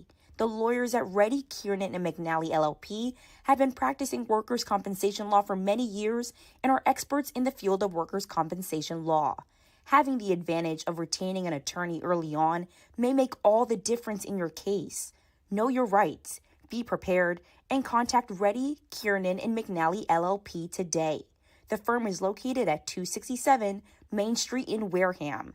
Reddy, Kiernan, and McNally LLP also have offices in New Bedford and Falmouth. Call 508-295-0286 or visit their website at www.rkmlaw.com. Back at Spillane Field for the bottom of the 4th with Dan Shalam. I'm Adam Hipsky. Mariners lead it 3-0 over the Gatemen. Dan, once again, it's a slow start for the Gatemen offensively. Been the same story all season. 4th time this year that Wareham has let up a run in the top half of the first. Hurting them certainly here at Spillane Field today, and then the one in the 3rd. But Wade Walton has done a magnificent job of limiting damage. 8 strikeouts, 9 now on the game after that last one has just been mowing down hitters in this game. And the last 7 outs on defense for Wareham have come by way of the punch-out.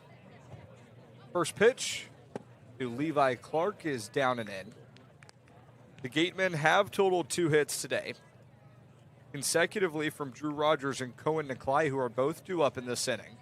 But since then, the starter Jacob Schultz has retired 6 consecutive hitters. 1-0, popped up right side, out of play. 1 ball, 1 strike. Clark grounded into a double play his first time up. 6-4-3, and now the Gatemen have grounded into a league-leading 7 double plays. From the 7th game of the season, Wareham sits at 1-5, losers of 3 straight. The 1-1, swing and a miss.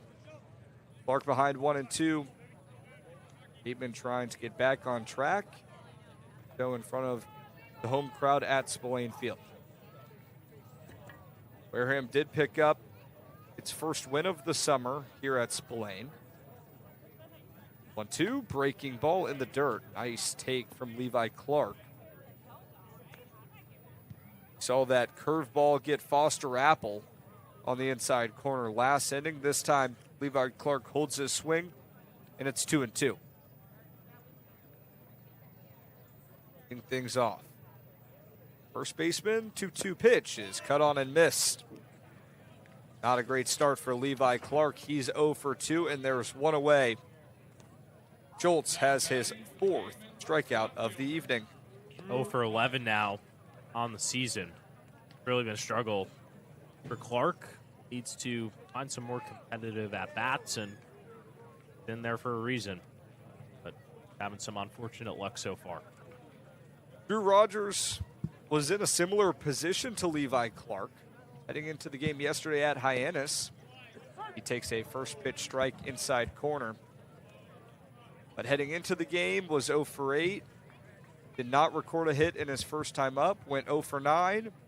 And then since then, 4 consecutive hits, a home run, a double, a couple of singles, a one he waves and misses. Did single his first time up today, back in the second inning. This shows you what this offense has done so far this season, Dan. Drew Rogers was hitless heading into Game 6 yesterday. Since then, he's now 3rd on the team in hits. 0-2 has popped up right side, curling out of play beyond the bleachers. Still 0-2. And it shows you what can happen when you see that first one finally get down, gather some good at-bats, create some positive momentum for yourself. That's what Drew Rogers has been doing. Trying to battle back in the count. Schultz sets up and fires. Another tough take from Rogers, and the appeal down to first base. Sam Finn says he did offer at it, and that is strike 3. Back-to-back punch-outs for the starter Schultz. That's a bad call right there from Sam Finn. In my opinion, looked like that he held up pretty easily right there and gets called for the punch-out. You can see it there. Rogers clearly was not committing to the swing, but he gets rung up anyways and was very frustrated with home plate umpire Robert McHugh after that one. Brings up Cohen Nicolai now. 1 for 1 with a single. First pitch, he swings and tips it foul into the mitt of Sean James. Harwich 5-1. An opening day loss to YD, and since then, rattled off 5 consecutive victories. Understand why. It's a league-leading offense. Nicolai holds his swing. 1 ball, 1 strike. Wasn't as aggressive there after Drew Rogers just got rung up. But it's an offense that averages more than 7 runs per game, and a Harwich defense and pitching staff that's 3rd in the Cape League with a sub-3 ERA. 1-1, another one that just grazes the bat of Nicolai. Count 1-2. Feels like this is turning into a pitcher's duel here between Schultz and Walton. Schultz with that run support. 1-2. Out straight back. A little bit easier for Schultz to continue to step onto the hill with a lead. His first time that he did throw to Wareham hitters, he had a 2-0 lead at his back. Mariners tacked on another one in the 3rd. That's where we stand. Bottom of the 4th. The pitch. Fastball high. 2 balls, 2 strikes. By the catcher, just 2 hits on the season, 1 a home run, and then the second earlier today. Trying to spark a 2-out rally. The 2-2. Breaking ball, and a nice job by Nicolai to fight it off. He was upset with himself there. He wanted that off-speed pitch. He was waiting for it. Fouled it back to the screen, just got a little bit under it. After the foul ball, James settles into his crouch. The Walrus on ice. Bottom of the 4th, 2-2. Grounded, right side. Schultz off the mound. He gloves off a couple of hops. And a late flip. It's in time to retire the side. 3 up, 3 down. That's now 9 consecutive hitters retired off the starter, Jacob Schultz. We're through 4 at Spillane Field, and Harwich has a 3-0 lead over Wareham right here on Cape League TV. Hey, Gatemen fans, give it up for a hometown MVP, Harvey Waste and Recycling. Just like the Gatemen clean up on the field, Harvey keeps our communities clean every day. Big hits, clean streets, and reliable service you can count on. Now that's a winning team. Visit elharveynewbedford.com or call 508-995-0544. Harvey New Bedford, keeping Wareham game ready all season long. Searching for a golf cart, street legal low-speed vehicle, or utility vehicle? Come visit C2 Vehicles in Wareham or online at c2vehicles.com. Trusted across the South Coast, Cape and Island since 1978, C2 Vehicles has the ride for work, play, and everything in between. Broken PS5 or Xbox? A Plus Repair specializes in all repairs, including game consoles, computers, smartphones, and tablets. Walk-ins are welcome, and most repairs are done in less than an hour. 508-962-2394 or aplusrepairs.net for more info. Reed Custom Soils, a subsidiary of the AD Makepeace Company, is New England's most experienced precision soil blender. Reed is the leading provider of lightweight planting soil for green roof installation, stabilized stone dust for nature paths and pedestrian walkways, bioretention and rain garden soils, and specialized soils for athletic fields, including your Spillane Field. To learn more, visit reedcustomsoils.com. Back at Spillane Field for the top of the fifth, Wade Walton's day is done. He turns to Braden Kersey. It's an Alyssa Waltling intuitive pitching change for the Gatemen. And Dan Shalam, Wade Walton, I thought was very good today. If I'm, head coach right now for the Gatemen, Ryan Smythe, I'm not sure why Wade Walton is coming out of this game. He's 5 straight strikeouts. The pitch count is at 76. This is a guy that more than consistent, knows to pitch into long innings with High Point, but at the end of the day, his call, he knows better than me. So 4 innings pitched for Walton, 6 hits, 3 earned, 9 strikeouts, ends on a heater with 5 in a row retired. And Adam, you mentioned it, Braden Kersey into this game. We've seen him a little bit at the plate, but he also pitches. So far this season, he's made 1 appearance. That was against Chatham, an inning and 2/3, 1 run given up, that being unearned. First pitch to the leadoff hitter, Julio Solier. Flies it out of play. Right side. Great day from Walton. No walks, 9 strikeouts. Unheard of. Unheard of this season for this staff. Yeah. Really nice stuff. And now Kersey trying to follow it up. A guy who had a 4.95 ERA in 20 appearances and 20 innings pitched at Mercer this past season. 0-1. Gus misses downstairs. And Wade Walton, 4 innings of work through 76 pitches, 50 for strikes. But in summer baseball, especially for a guy that had the workload that he did this spring for High Point, it would be very, very rare for a guy to continue to pitch past that 76. Through 76 pitches, 50 for strikes, almost as rare as King Sasquatch. But Walton does his job, departs with Wareham within striking distance. The 1-2. Gus misses outside, 2 balls, 2 strikes.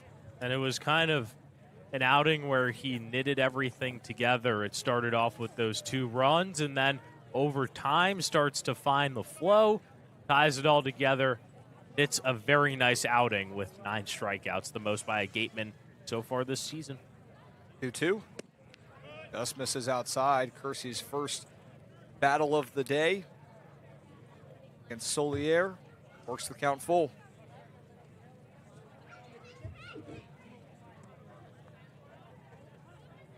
Kersey, the closer this past spring for Mercer. Stepping in onto the mound here in the 5th. Pitch. This is outside and a walk. So after Wade Walton, the starter, goes 4 innings with no free passes issued, the first reliever of the day gets the base on balls. Good plate discipline by Solier. JP Peltier coming to the plate too. And Peltier did a nice job in that first with the single, and now they basically have the same thing going again. Solier started the game off with a single, and now he's on with a walk. Peltier followed it up with a single, and has a chance to do so once again here. French flair to it. Peltier. Why not? Peltier, Solier. Should just start naming everyone in the lineup with the AIR, it has a nice ring to it. Harwich certainly likes the ring of its 5 straight win. 5-1 on the season. Wareham with a flipped record at 1-5. The 1-0 on Peltier is lashed out right side, through for a base hit.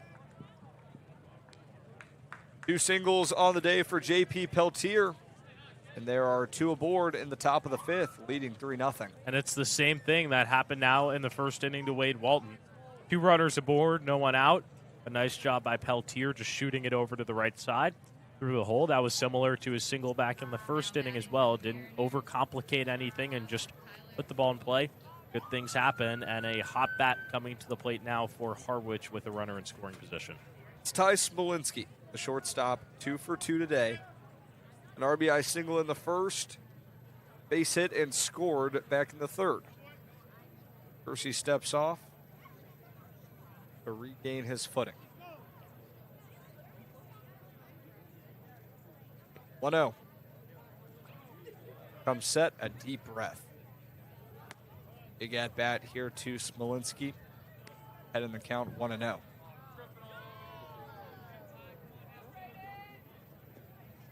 Smolinski with his 5th RBI of the season earlier today.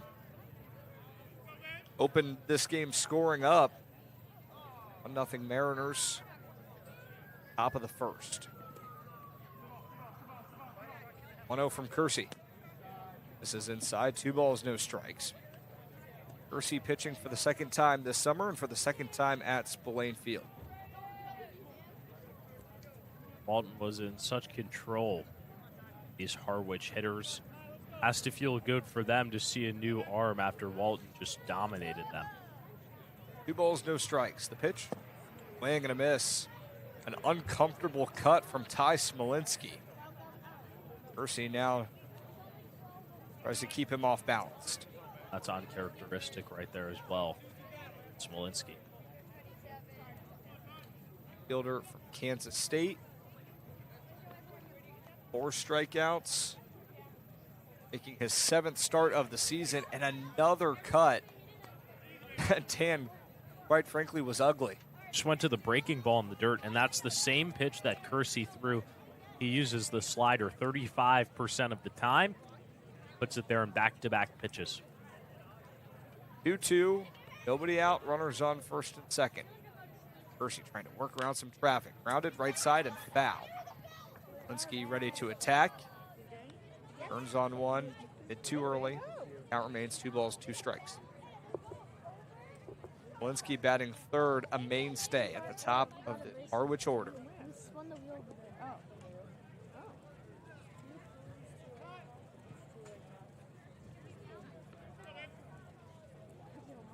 Two. Kersey in his first inning of work out of the bullpen. Turns on one. Down for a base hit. A chance at the plate. Solier gets the windmill, and the throw comes into second. And Harwich adds to its lead. It's 4-0 Mariners. Ty Smolinski, a 3-hit day. And Dan, his 2nd RBI of the evening. Doesn't get much better than that. A hard hit ball to the right side. Peltier does a nice job of getting out of the way. And no play for Apple out there in right field. Solier is a speedy guy, easily in there at home. And still more work to do here. Still no outs on the board. And credit to Wareham. Earlier in this game, Jason Wax fielded a ball in center field and have lobbed it to the shortstop, Lincoln Garcia. And Smolinski took an extra base. That time, Apple doesn't want to worry about a play at the plate. Knew that he didn't have a great jump. Solier was already about halfway home by the time he came up throwing. So instead, just keep the runners at first and second. Still nobody out. 0-1 the count right now on Quentin Coates. 2 pitches, 0-2. Kersey had 0-2 as well on Smolinski with the slider down in the zone. Through the slider, first pitch here to Coates. See what he goes to here on an 0-2. Coates doubled his last time up. It was big time. Runners on the move, and Nikolai fumbles on the transfer. and double steal executed to perfection. Now a pair in scoring position for the Mariners. And big jump there for Harwich. They do an amazing job of eliminating the double play. Forces Wareham to bring the infield in here, still with no one out. A lot of room between the backs of the infielders and the outfielders for Wareham. Pitch is outside. Peltier swipes his 6th base of the season. Smolinski his 3rd, both without a throw. 2 balls, 2 strikes on Quentin Coates. Had his 3rd double of the season earlier today. 2-2, check swing, just misses outside. Coates loaded up. I think he wanted it, Dan, but dead holds, works the count full. Certainly did, but a huge pitch coming up here in a full count. No one out. 2nd and 3rd. Really need your best pitch here if you're Kersey. 3-2. Kersey winds and fires. Swing and a miss. A much-needed out for Braden Kersey and Wareham. And he gets Coates to chase upstairs pitch. Now there's 1 down in the top of the 5th. A really nice job of just going to the fastball. Gets the swing and miss at the top of the zone off Coates, who tagged Walton for his last hit that he gave up in his outing. That being a double, scored 1. So a nice job isolating the damage, and now you face Bussey, a guy who's already struck out twice today. Kersey trying to attack, steps off, wipes the sweat off his face. Bussey, 10 strikeouts so far this season for Hyannis.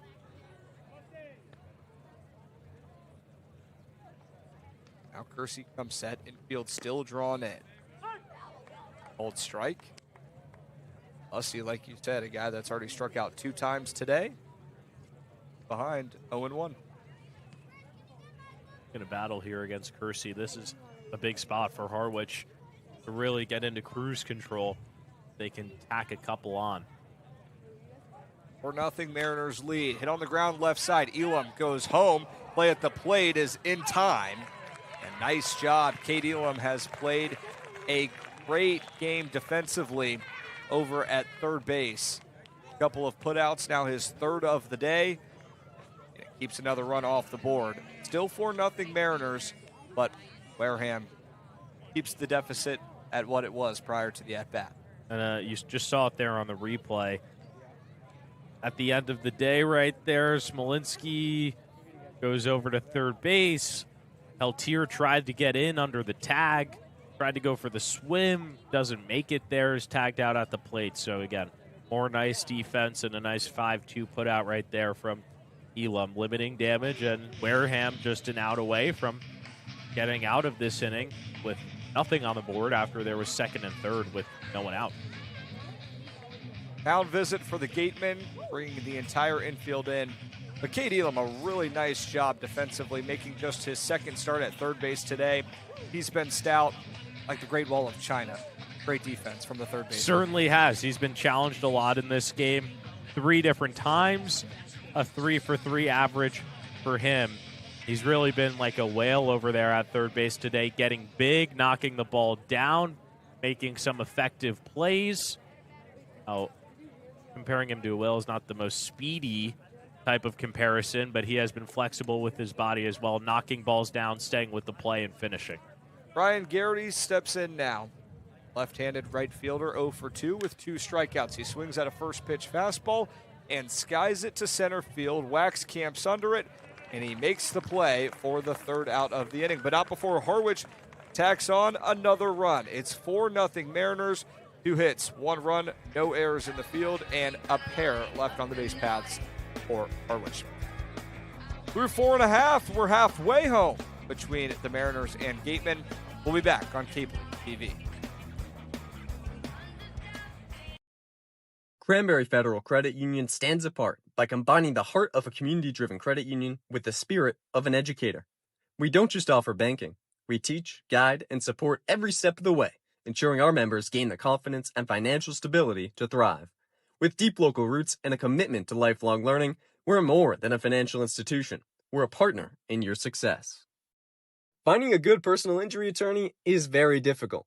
If you or your family member have been involved in an accident, hurt at work, suffered a slip and fall, or have been injured due to the negligence of someone else, contact the lawyers at Reddy Kieran and McNally LLP today.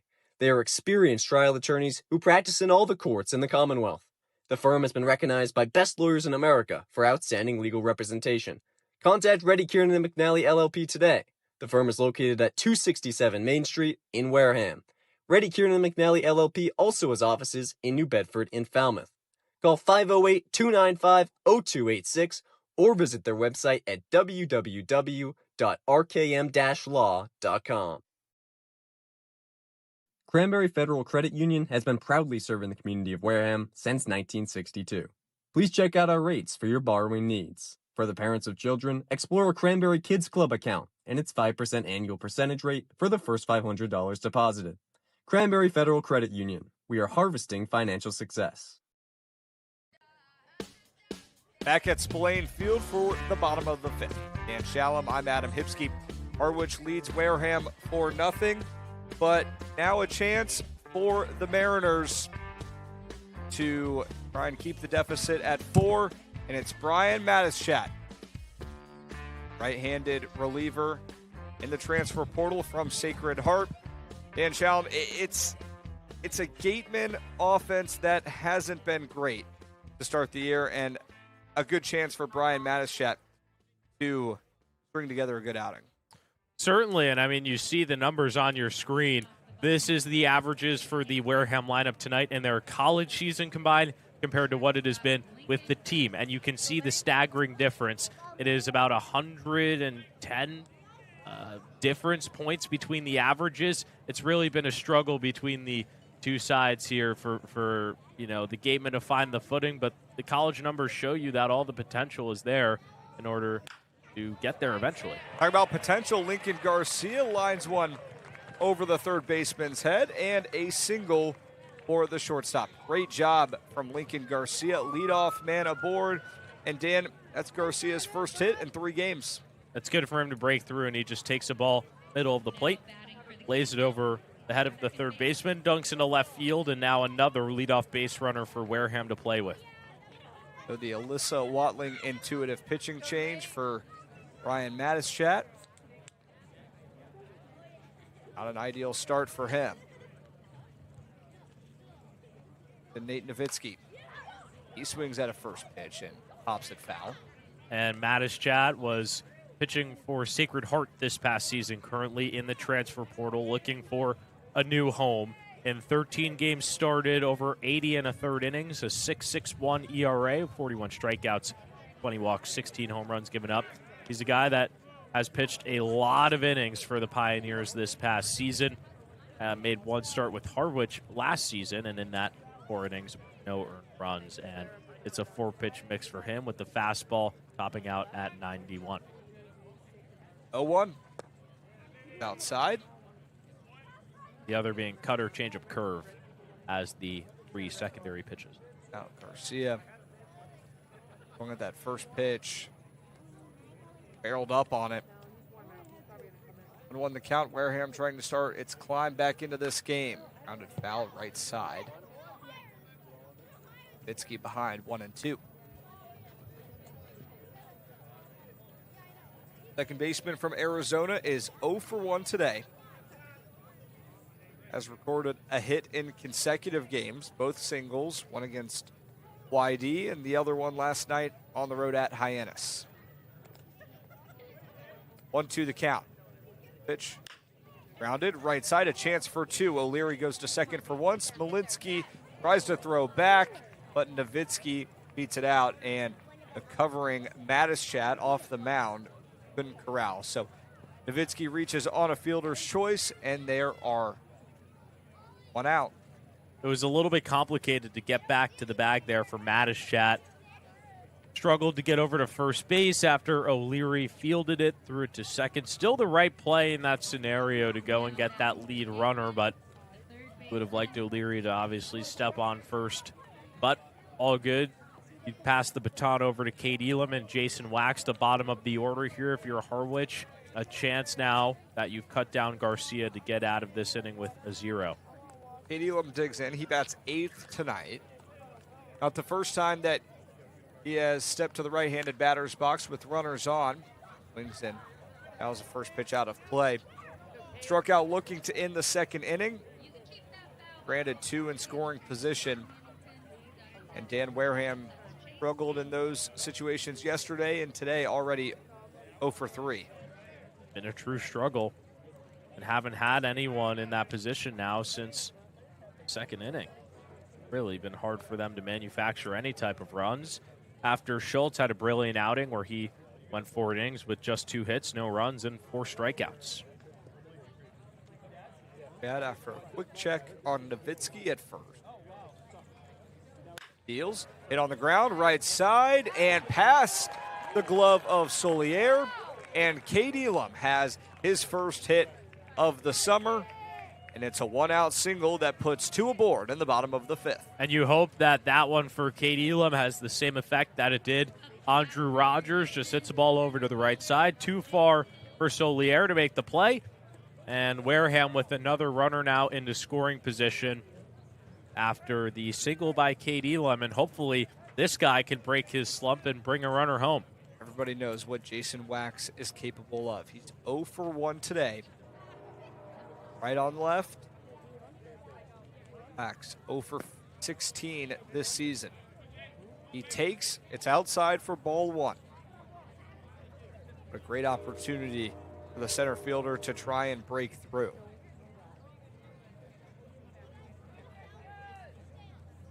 One the count. Pitch. Bounce straight back. Check that now. The count 1-1. He's seen it well. Fouled that one straight back to the screen. Laid off the first pitch. 1 ball, 1 strike count. Really love to see some fight here from Jason Wax. 2 on and 1 out. Addis chat. Sets and deals. Pitch misses inside. Now a 2-1 count. Wax, a guy that certainly say feels like he's in a slump right now. Hitter's advantage can do a lot for that confidence. Addis chat in his first inning of relief. High chopper, right side, O'Leary back, he gloves, tough play at first, and he beats it out. And that should be an infield single, but Dan, it doesn't matter because Jason Wax has recorded a hit, and now that is consecutive batters in this Wareham lineup that were previously hitless, and now they're on base, and they have a hit. Doesn't have to be pretty as long as you get aboard, and that's what Jason Wax did right there. Breaks his streak. A really nice play, though, by O'Leary over there at first base to still field that ball, not allow Nowitzki to come home, but just the position you want to be in. The bottom of the order produces. Flips around here for Foster Apple to hit with the bases loaded. A chopper sky high. O'Leary had to backpedal. It was a nice job keeping it even in front of him. Brings up Foster Apple. First pitch grounded right side. Gloved by Solier. He goes to first for 1. But Nowitzki sprints in from third, and Wareham is on the board. Bottom of the 5th, the Gatemen have their first run. Foster Apple does his job. 4-1 Mariners. Obviously, you want more, but you'll take the 1 if you're Foster Apple. Grounds it over to second base. A nice play by Solier. That one almost got through. Would have scored 2 runs. So you plate 1, and you're on the board. It's 4-1, and now a chance for Tony Lira, who's been very consistent, to still do some damage here with 2 outs on the board. Foster Apple picks up his 3rd RBI of the season. Tony Lira with 2 in scoring position. Breaking ball he takes downstairs. Lira was hit by a pitch his first time up, grounded out back in the 3rd. For his only 2 trips to the plate. Lira, 6 games, 6 hits. No, he takes another breaking ball, and each of those 6 hit stands have come in different games. And that's why he's at the top of the order, batting second. Hit by the pitch in the first inning, has reached aboard in all 7, and just needs a hit. Keep that streak on going. Could score 2 with 2 away. Set another pitch, another one inside. And the count now 3-0.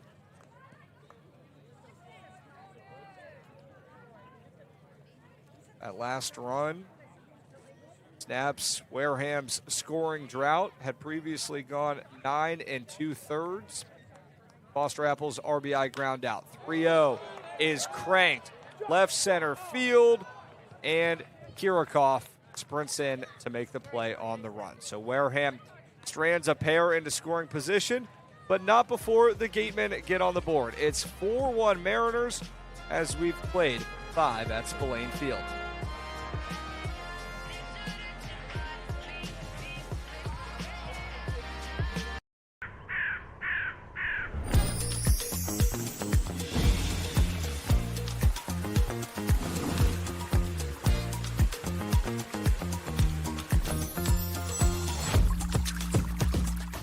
Hey, it's me, Wizzy.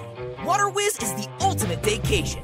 Huge slides, a not-so-lazy river, and more ways to cool off than you can count. Plan ahead and save. Tickets as low as $39.95. Rally your crew and lock in your date. For a good piece of glass, call Abby, located at 3 Tyler Avenue in East Wareham. Call Abby Glass and Locks about getting a free quote for your windows, doors, locks, and other glass needs. Hi, this is Stephen Goulston. Homeowners choose Mario's Roofing because we're fair, honest, and provide quality services. Call Mario's Roofing today for a free estimate. 781-344-2420. Mario's Roofing. We won't soak you to keep you warm and dry. Back here at Spillane Field for the top of the 6th. And it's an Alyssa Watling intuitive pitching change. Braden Kersey's day is done. He departs after just 1 inning of work. He gave up 2 hits, 1 run. It was earned, a walk and a strikeout in his second appearance out of the pen. And he gives way to the right-handed reliever out of NC State, Aiden Kitchings. Dan. One of the best so far for this Wareham team. Has appeared once this season. 2 innings, 2 hits, no runs against Brewster a few days ago. The big sophomore standing at 6'5", 250 out of NC State. Had a 6.23 ERA in 14 appearances, over 17 1/3 this past season. 4-pitch mix for him that he uses consistently, that being the fastball at 41%, slider at 30, cutter at 21, sinker at 5, and then rarely mixes in the changeup and the sweeper, looking to provide some length here for Wareham. From the top of the 6th, steps on the mound with the Gatemen having scored a run. It's the first time that a Wareham pitcher can say that they've done that today. Wade Walton, the starter, went 4 innings. Braden Kersey gave the Gatemen just 1 inning out of the pen. And now Kitchings, like you said, Dan, trying to provide a little bit of length. He starts facing lefty, righty, righty. 7, 8, 9 hitters, and it starts with Sean O'Leary. First baseman, 1 for 2 today. Pitch, he swings and pops it out of play. Sharply hit. Count now 0-1. O'Leary making his 5th start, batting just 188, but plenty of confidence for the Mariners at that 7th spot.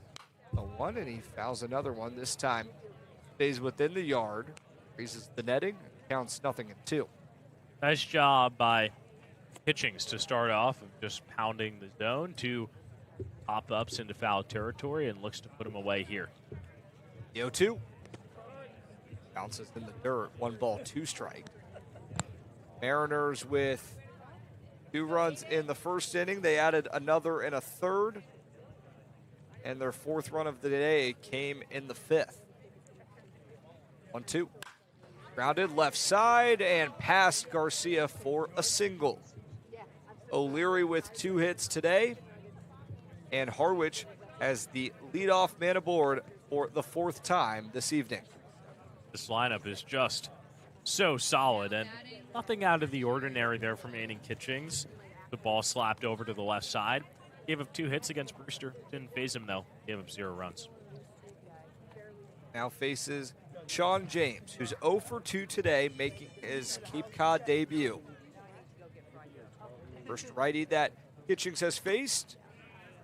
Gets him to wave and miss. 0-1 now to the catcher, James.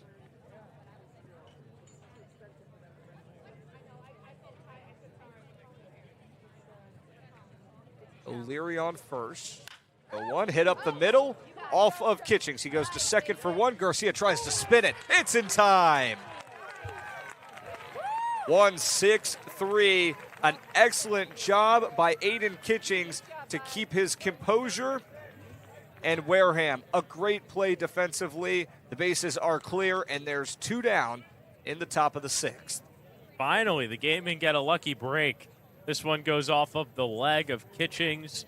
That ball seemed destined to go up the middle. It was spanked, but Kitchings does a nice job of knocking it down and throwing it over to the shortstop Garcia, and he gets it over to Clark in time.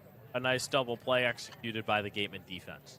And now Micah Kirikov. A little bit of momentum in the Gatemen's direction. First pitch to Kirikov. He swings and misses. After Wareham finally scores its first run in the bottom of the 5th. Now a nice defensive play.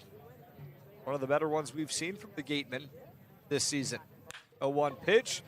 That one is hit out to left field, and Drew Rogers makes a sliding grab in his first start out in left field since his freshman year of high school. He makes the play to retire the side. Aiden Kitchings surrenders a leadoff single, but faces the minimum in the top of the 6th. 1 hit, no runs, no errors in the field, no runners left on base. When we return, Wareham sends its 2-3-4 hitters to the plate right here on Cape League TV.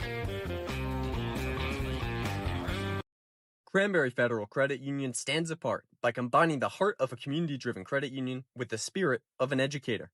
We don't just offer banking.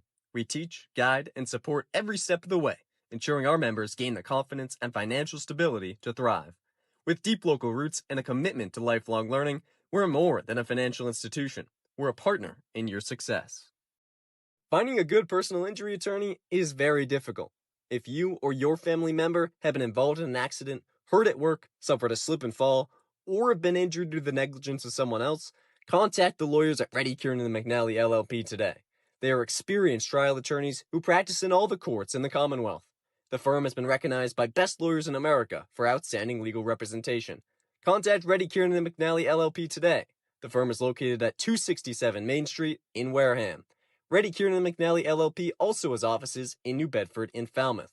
Call 508-295-0286 or visit their website at www.rkm-law.com. Cranberry Federal Credit Union has been proudly serving the community of Wareham since 1962. Please check out our rates for your borrowing needs. For the parents of children, explore a Cranberry Kids Club account and its 5% annual percentage rate for the first $500 deposited. Cranberry Federal Credit Union. We are harvesting financial success. Bottom of the 6th, Wareham trailing Harwich 4-1. With Dan Shalam, I'm Adam Hipsky. 3-4-5 due up for the Gatemen. Levi Clark, Drew Rogers, Cohen Nikolai, and Dan.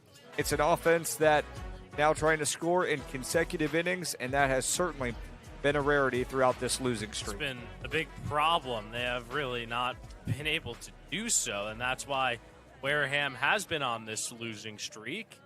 They have not done it over the 3-game losing streak. So really hoping that you put one on the board in that last inning. You got the heart of the order here coming up, 3-4-5. Maybe generate some positive momentum against a reliever right now that we've had some success against in the last inning.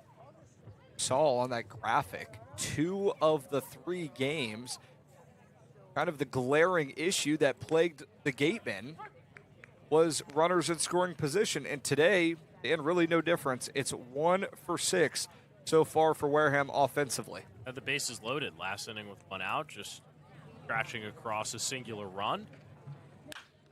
Now Levi Clark lines one down the left field line. Fair ball. This could be extra bases. Clark turns around first, loses his footing for a second.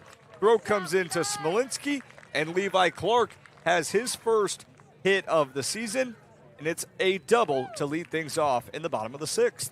Nice to finally see all the guys who came into this game hitless have a hit in this game. That's been the big story. Elam the single, Wax the single, and now Clark the double, doing a really nice job. He's hitting one down the left field line, and another runner into scoring position now for the Gatemen to work with. Rogers. Levi Clark was 0 for 11. That's the big word, was. Now on behind second. Keep going. And Drew Rogers tries to drive him in. Had an RBI yesterday. That was after a solo home run. First pitch. Rogers takes. It's a called strike. It's Brian Matischat. Sophomore in the transfer portal. Back in Harwich for a second straight year. Made just one start with the Mariners last year. Relieving the starter Jacob Schultz today. Rogers takes down and away, a ball and a strike. After the Harwich starter, Jacob Schultz was very good. 4 innings, gave up just 2 hits, no runs, no walks, and 4 strikeouts. Lowered his season ERA down to a 1.5. Right now, the 1-1 pitch to Rogers misses outside. 2 balls, 1 strike, and Drew Rogers certainly feels very comfortable. Batting 4th today. For the first time this season, he's batting not just towards the top of the order, but batting cleanup. Clark off of second. The 2-1. Another pitch that misses outside with first base open. Rogers reaches a hitter's advantage at a 3-1 count. Harwich has an arm going out there in the bullpen. Definitely keeping an eye on that. Matischat running into some trouble, and he let up a run last inning. 3 balls, 1 strike. Matischat stares in, comes set, and fires. Out into the mid of James. Now a full count on Rogers. Rogers typically a catcher, but Tony Lira with a scheduled day off defensively as the designated hitter. Ryan Smythe felt like he needed to have Rogers in the lineup, but he waves and misses. And now that's back-to-back strikeouts for Drew Rogers, getting his first start in left field.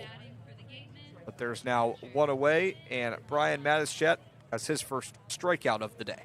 Does a nice job of just dropping the ball right there and making Rogers chase it. Back-to-back strikeouts for him. Not really what you want to see after he had 4 hits in a row. First pitch to Cohen Nicolai. Just misses below the zone, and the count's 1-0. Nicolai singled back in the second, rounded out to the pitcher in the 4th. Last batter to face the starter Schultz. No, misses downstairs, so therefore Nicolai, the last hitter in this Wareham lineup, to face the reliever Matischat. Second inning,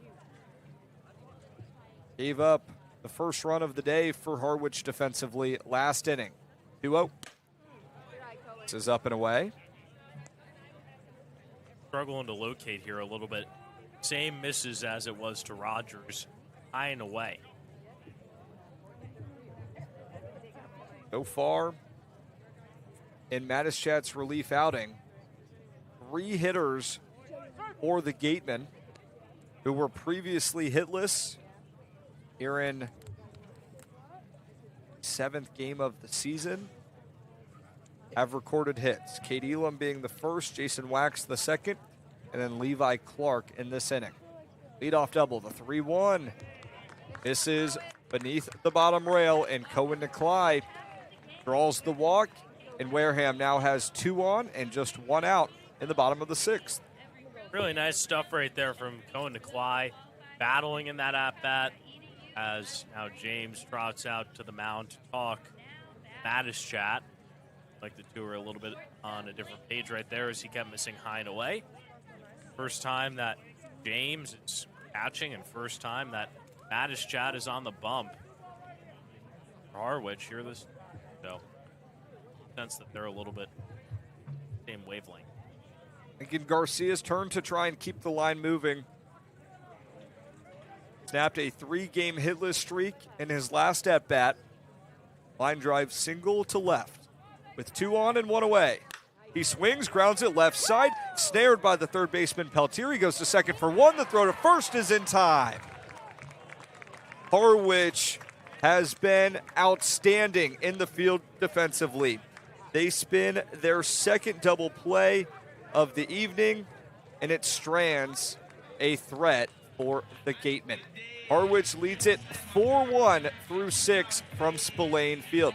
Dan Shalam will take you home. When we return, it's Aiden Kitchings back to work on the hill for the Gatemen right here on Cape League TV. Every child deserves the basics. Gifts to Give is making that happen, and you can help. Volunteer, donate, or shop their thrift store Saturdays. Visit giftstogive.org and make a difference today. The Wareham-based AD Makepeace Company, founded in 1854, is North America's largest cranberry grower and a recognized leader in environmentally responsible real estate development and land stewardship. For 172 years, AD Makepeace Company has supported community events and organizations like your Wareham Gatemen. Visit admakepeace.com to learn more. If you or a family member have been hurt at work, don't wait for the insurance company to discontinue your benefits or deny you medical treatment. Get an experienced workers' compensation attorney now before it's too late. The lawyers at Reddy, Kiernan, and McNally LLP have been practicing workers' compensation law for many years and are experts in the field of workers' compensation law. Having the advantage of retaining an attorney early on may make all the difference in your case. Know your rights, be prepared, and contact Reddy, Kiernan, and McNally LLP today. The firm is located at 267 Main Street in Wareham. Reddy, Kiernan, and McNally LLP also have offices in New Bedford and Falmouth. Call 508-295-0286 or visit their website at www.rkmlaw.com. 6 innings down, 3 to go here at Spillane Field. Dan Shalam with you alongside Adam Hipsky as the Gatemen trail the Mariners 4-1. Wareham on the cusp of what would be a 4th straight loss, but they've had a highlight today, Adam. That's been keeping the defense clean. They've had an error in every game but one. Had one last night against Hyannis, but tonight, 0 on the board in that category. Absolutely, and defense has been very good. Turned a double play last inning. Sean James grounded into one after Sean O'Leary, the leadoff hit. And so now this defense that has been looked upon as maybe a weakness for the Gatemen.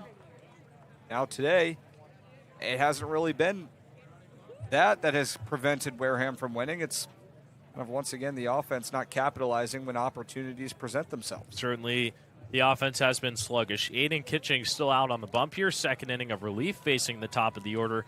Julio Solier finds himself in a 2-ball, 1-strike count. Solier has been a generator at the top of the order for Harwich in this game. A single in the first, a walk in the 5th, and both times he's come around to score. Takes a big cut and a miss at the 2-1 pitch. The count goes to 2-2. With runners in scoring position has certainly been a story this season, at least for Wareham offensively. But today, Harwich only up 4-1 right now. They've hit 2 for 12 with runners in scoring position. So the Mariners also probably feel that way. Called strike 3 at the top of the zone on Solier. Kitchings does a nice job. He has retired 3 straight batters in a row. Great pitch from Aiden Kitchings. Freezes Solier. Second time that the second baseman has gone down looking. And for the leadoff hitter, not just in the inning, but in this Harwich lineup, that's a big out for Aiden Kitchings.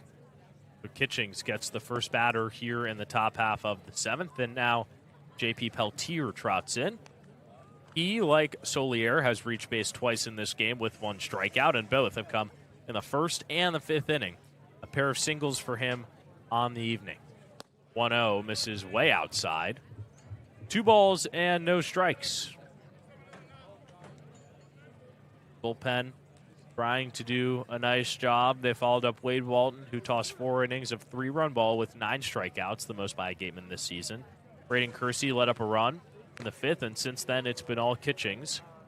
Gets a swing on the 2-0 and has 1 down here in the top half of the 7th, with Wareham having 9 outs left to go to out to come back here against Harwich, a team that has won 5 games in a row and can see the light at the end of the tunnel to make that 6. It just needs to continue to dominate the strike zone. Wareham has strung together some good at-bats, 6 hits today, but still haven't really generated enough to scratch those runs across. And earlier today, Hyannis taking down Katuitt 3-2. That leaves Wareham as the only one-win team right now in the West Division. Obviously, this result in progress, but if they are to go on to lose this game, they could be at the bottom alone as the count goes full to JP Peltier. With that win over Orleans, playing some very good baseball. Won 3 of their last 4 since that victory against the Gatemen back at Stony Brook Field about half a week ago. YD getting the job done over Bourne 4-2. Puts the Red Sox at 6-1. They play Harwich tomorrow, and the Mariners would love to go into that one at 6-1 as well to try and fight for that top spot in the East Division. Kitchings misses on the outside part of the plate. It's a one-out walk issued to JP Peltier, and it brings up Ty Smolinski, who is 3 for 3 with a pair of RBIs tonight. The Kitchings like the spot right there on that final pitch to Peltier, but if there's any spot that home plate umpire Robert McHugh hasn't given pitchers, it's on the outside edge. And right there, Kitchings tried to dot the corner, couldn't do so.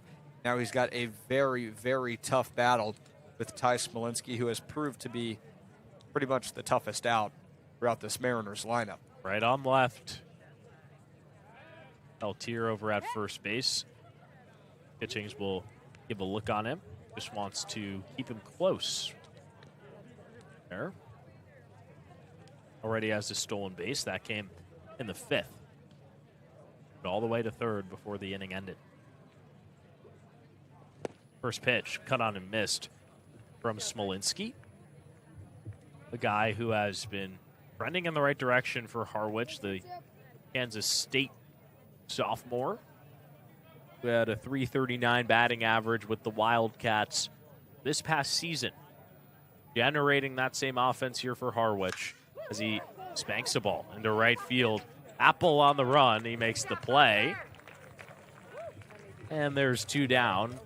Smolinski looked like he might have had his 4 for 4 evening. Instead, it's 3 for 4 here in the top of the 7th. A great jump out there from Foster Apple because he had to cover some ground, but if he takes one step to the right and then has to change directions, that could be much, much different outcome. But instead, gets under it, makes the play, and now 2 down. Such a big relief for a pitcher. Your defense helps you out in plays like that. Quentin Coates, the DH, swings at the first pitch. Quick check down on first base. Nikolai to Clark, nothing doing as Peltier gets back in there safely. Coates had a double back in the 3rd inning. Not come around to score, was stranded. Missed of what was the start of a 5 strikeout performance to end off Wade Walton's day. Bounces one in the dirt here. 1 ball, 1 strike. Bottom of the order due up for Wareham in the bottom half of the 7th. All guys who reached base their last time to the plate. Peltier over at first. He goes over to second. Here's the throw down from Nikolai. It's on the money, but Nowitzki couldn't come up with it. It trickles into center field. Going over to 3rd is Peltier on a beautiful throw from Nikolai that just couldn't be gloved. I think Nowitzki was a little bit, not scared, but could feel Peltier approaching quickly and needed to take one more step to secure the catch. But it was a great throw from Nikolai. A seed from behind the plate took him down the base paths, but instead Nowitzki can't hang on to it. Therefore, definitely can't apply the tag. And also, potentially, if you're Nowitzki, you might be worried about getting that tag down. Shift the glove, but instead, now another Harwich run just 90 feet away. 2-1 pitch. Misses on the outside part. The count goes 2-3-1. Definitely one that Kitchings would have liked to see be applied. It would have ended off this top half of the 7th, but not to be. Called strike, top of the zone. The count goes full, and Kitchings got that same defensive help to face the minimum in the 6th after letting up the leadoff single. Turned a 1-6-3 double play. And looking to sit down Coates. You're in a full count with the runner at third. You're in the top half of the 7th. Here's the pitch. Strike 3, got him swinging. A nice job by Aiden Kitchings. His second strikeout of the inning ends it. And after 6.5, time to stretch here at Spillane Field with the Mariners leading things 4-1 here on Cape League TV.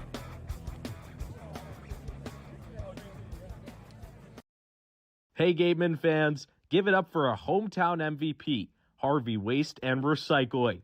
Just like the Gatemen clean up on the field, Harvey keeps our communities clean every day. Big hits, clean streets, and reliable service you can count on. Now that's a winning team.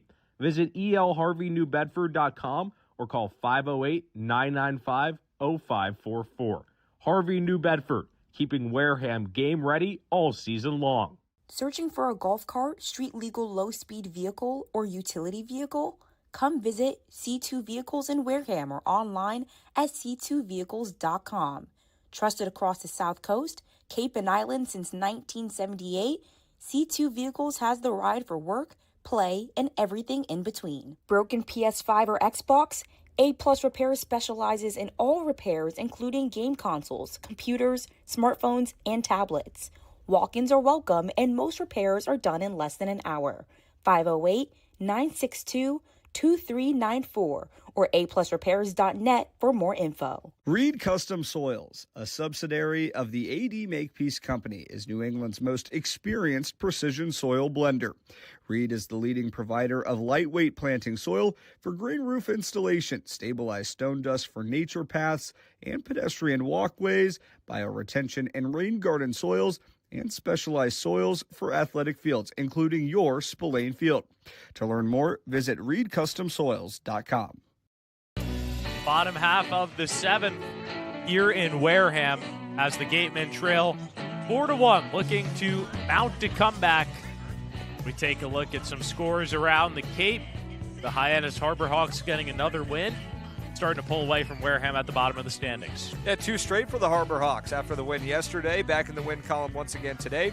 Katuitt with a big win over the YD Red Sox yesterday. Red Sox first loss of the year, but they don't take long to bounce back. A win over the Bourne Braves and Brewster, like we just mentioned. Whitecaps with another win. It's an Alyssa Watling intuitive call to the bullpen here in the bottom half of the 7th. Ryan Taft to toe the slab, deals a first pitch strike to the bottom of the order. Nate Nowitzki at the plate, 7-8-9 for Wareham here in the bottom of the 7th.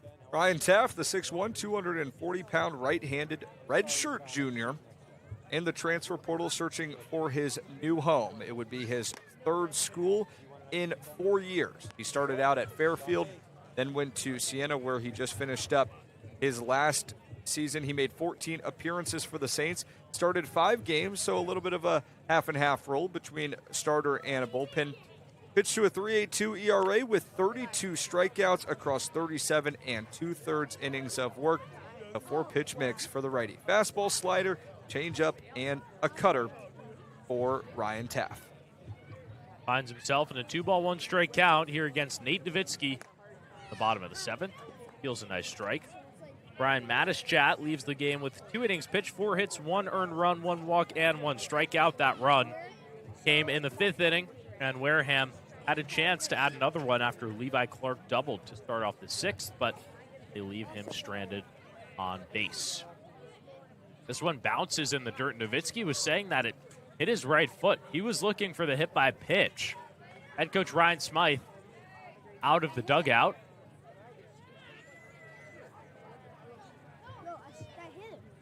As take a look at the replay, and it looked like it might have caught Nowitzki. Put it in. I mean, that's tough. I don't know about that. That's tough because as it's hitting Nowitzki, I think it gets a piece of him no matter what. It's just whether or not it hits the dirt first. But as it slides in the dirt, you see it start to kick up, and it's very tough to tell. And now the umpire. Give you the best look at it there. Looked like it might have clipped his cleat before it hit the dirt. Very tight. Can't tell if that, with the depth, is on the foot or on the dirt. It will stay as on the dirt. It'll go down as a ball. Nowitzki does not get awarded first base. The umpires talked about it. Robert McHugh, in the end, sticking with his original decision. So here's the payoff pitch as Nowitzki just pokes his bat out and gets a piece. Stays alive. Reached on a fielder's choice back in the 5th and then came around to score. He represents the only run scored for the Gatemen in this game. Half delivers, and it's once again fouled off by Nowitzki. 8th pitch of the at-bat coming up.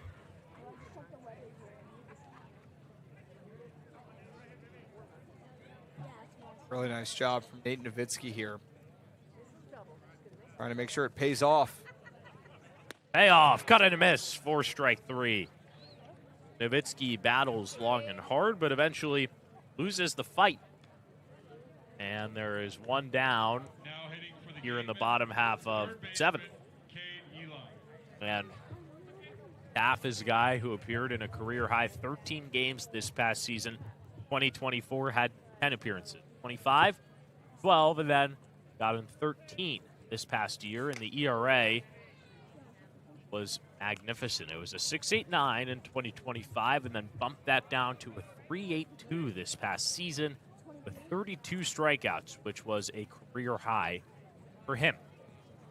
1-0 pitch, fouled back to the screen by Cade Elam. Yeah, for Taff, after you prove it at a low major / mid-major level, depending on how you view Siena, now he's here over the summer playing lineups that are littered with high-end Power 5 guys, trying to prove it in the transfer portal, trying to look for that next step.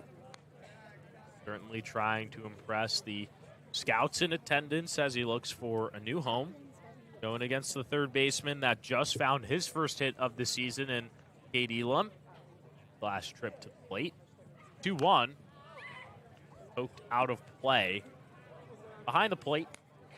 2 balls and 2 strikes. Elam got his first hit, and the man on deck, Jason Wax, also grabbed his first hit of the season, all back in the 5th, and Levi Clark to start off the 6th with a double. So all guys who entered today, 0 for on the season, finally seeing one drop. 2-2 pitch. A weak swing from Elam. It's back-to-back strikeouts to start off the outing for Taff, and there's 2 down in the 7th. Unfortunately for Wareham, it started to gain a little bit of momentum facing the first reliever. Obviously, that swing was terminated rather quickly when Lincoln Garcia grounded into a double play, but Matischat has come in and been stellar out of the bullpen for the Mariners. So with 2 outs, it's Jason Wax at the plate. Center fielder singled. Last time up, it was a high chopper over to first base that O'Leary didn't have a play on. He ended up fielding it in shallow right field. Wax still looking to make more of a difference. Wax swings and fouls that one up, but it wasn't a great piece of hitting from Wax. It was the high chopper, but we'll see what that does for that kind of momentum, that mindset. You mentioned it, Dan. Sometimes you need to see the baseball version of just seeing one go through the hoop. See if that pays off for Wax. 0-2. Hits him. Wax had a singular walk coming into this game. The second free pass he gets of the season is a hit by pitch. Trots down to first base, and there's a runner aboard here for Wareham in the bottom half of the 7th. And he's got speed on the base paths as well. So we haven't really seen him have the chance to put it on full display this year. He just hasn't been as strong offensively as what he would have liked, but now a chance for Wax to show what he can do with 2 outs. They quickly check over on him. Just the 3rd time that he's been on base this season. Foster Apple, top of the order here for Wareham. Looking to make a difference here with 2 down, and another check over on first base. Keeping close eye on Wax. Not stolen a base, has not attempted to steal one so far this season.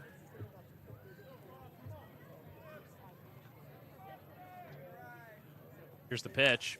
Apple ready to swing. Fouls it out of the park for strike one. Time is ticking on the Wareham Gatemen here in this ball game. If Foster Apple does get to 2 strikes here, I wouldn't mind to see Wax try and swipe a bag, manufacture a run. Apple grounds ball over to short, backhanded by Slominski. He throws to first base, gets him, and that's how the bottom half of the 7th ends. Nothing comes of the 2-out hit by pitch that Jason Wax was plugged by at the end of 7 innings here in Wareham. It is Harwich 4 and the Gatemen 1 as we take you to the 8th here on Cape League TV.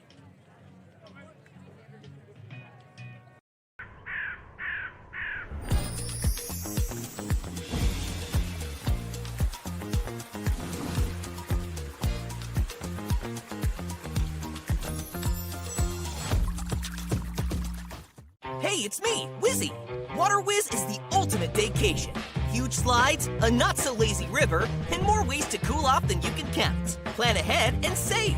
Tickets as low as $39.95. Rally your crew and lock in your date. For a good piece of glass, call Abby, located at 3 Tyler Avenue in East Wareham. Call Abby Glass and Locks about getting a free quote for your windows, doors, locks, and other glass needs. Hi, this is Stephen Goulston. Homeowners choose Mario's Roofing because we're fair, honest, and provide quality services. Call Mario's Roofing today for a free estimate. 781-344-2420. Mario's Roofing. We won't soak you to keep you warm and dry. Welcome back to Cape League TV. I'm CeCe Gabriel. And down at the dugout, I'm hearing Patrick McCunna, the Wareham Gatemen sports performance coach and assistant pitching coach, tell his team to win this battle. Now, he's been saying this all season. When I asked him just a couple games ago what that meant, he told me that it's about taking it 1 pitch at a time, not looking 3 pitches ahead or 3 pitches behind.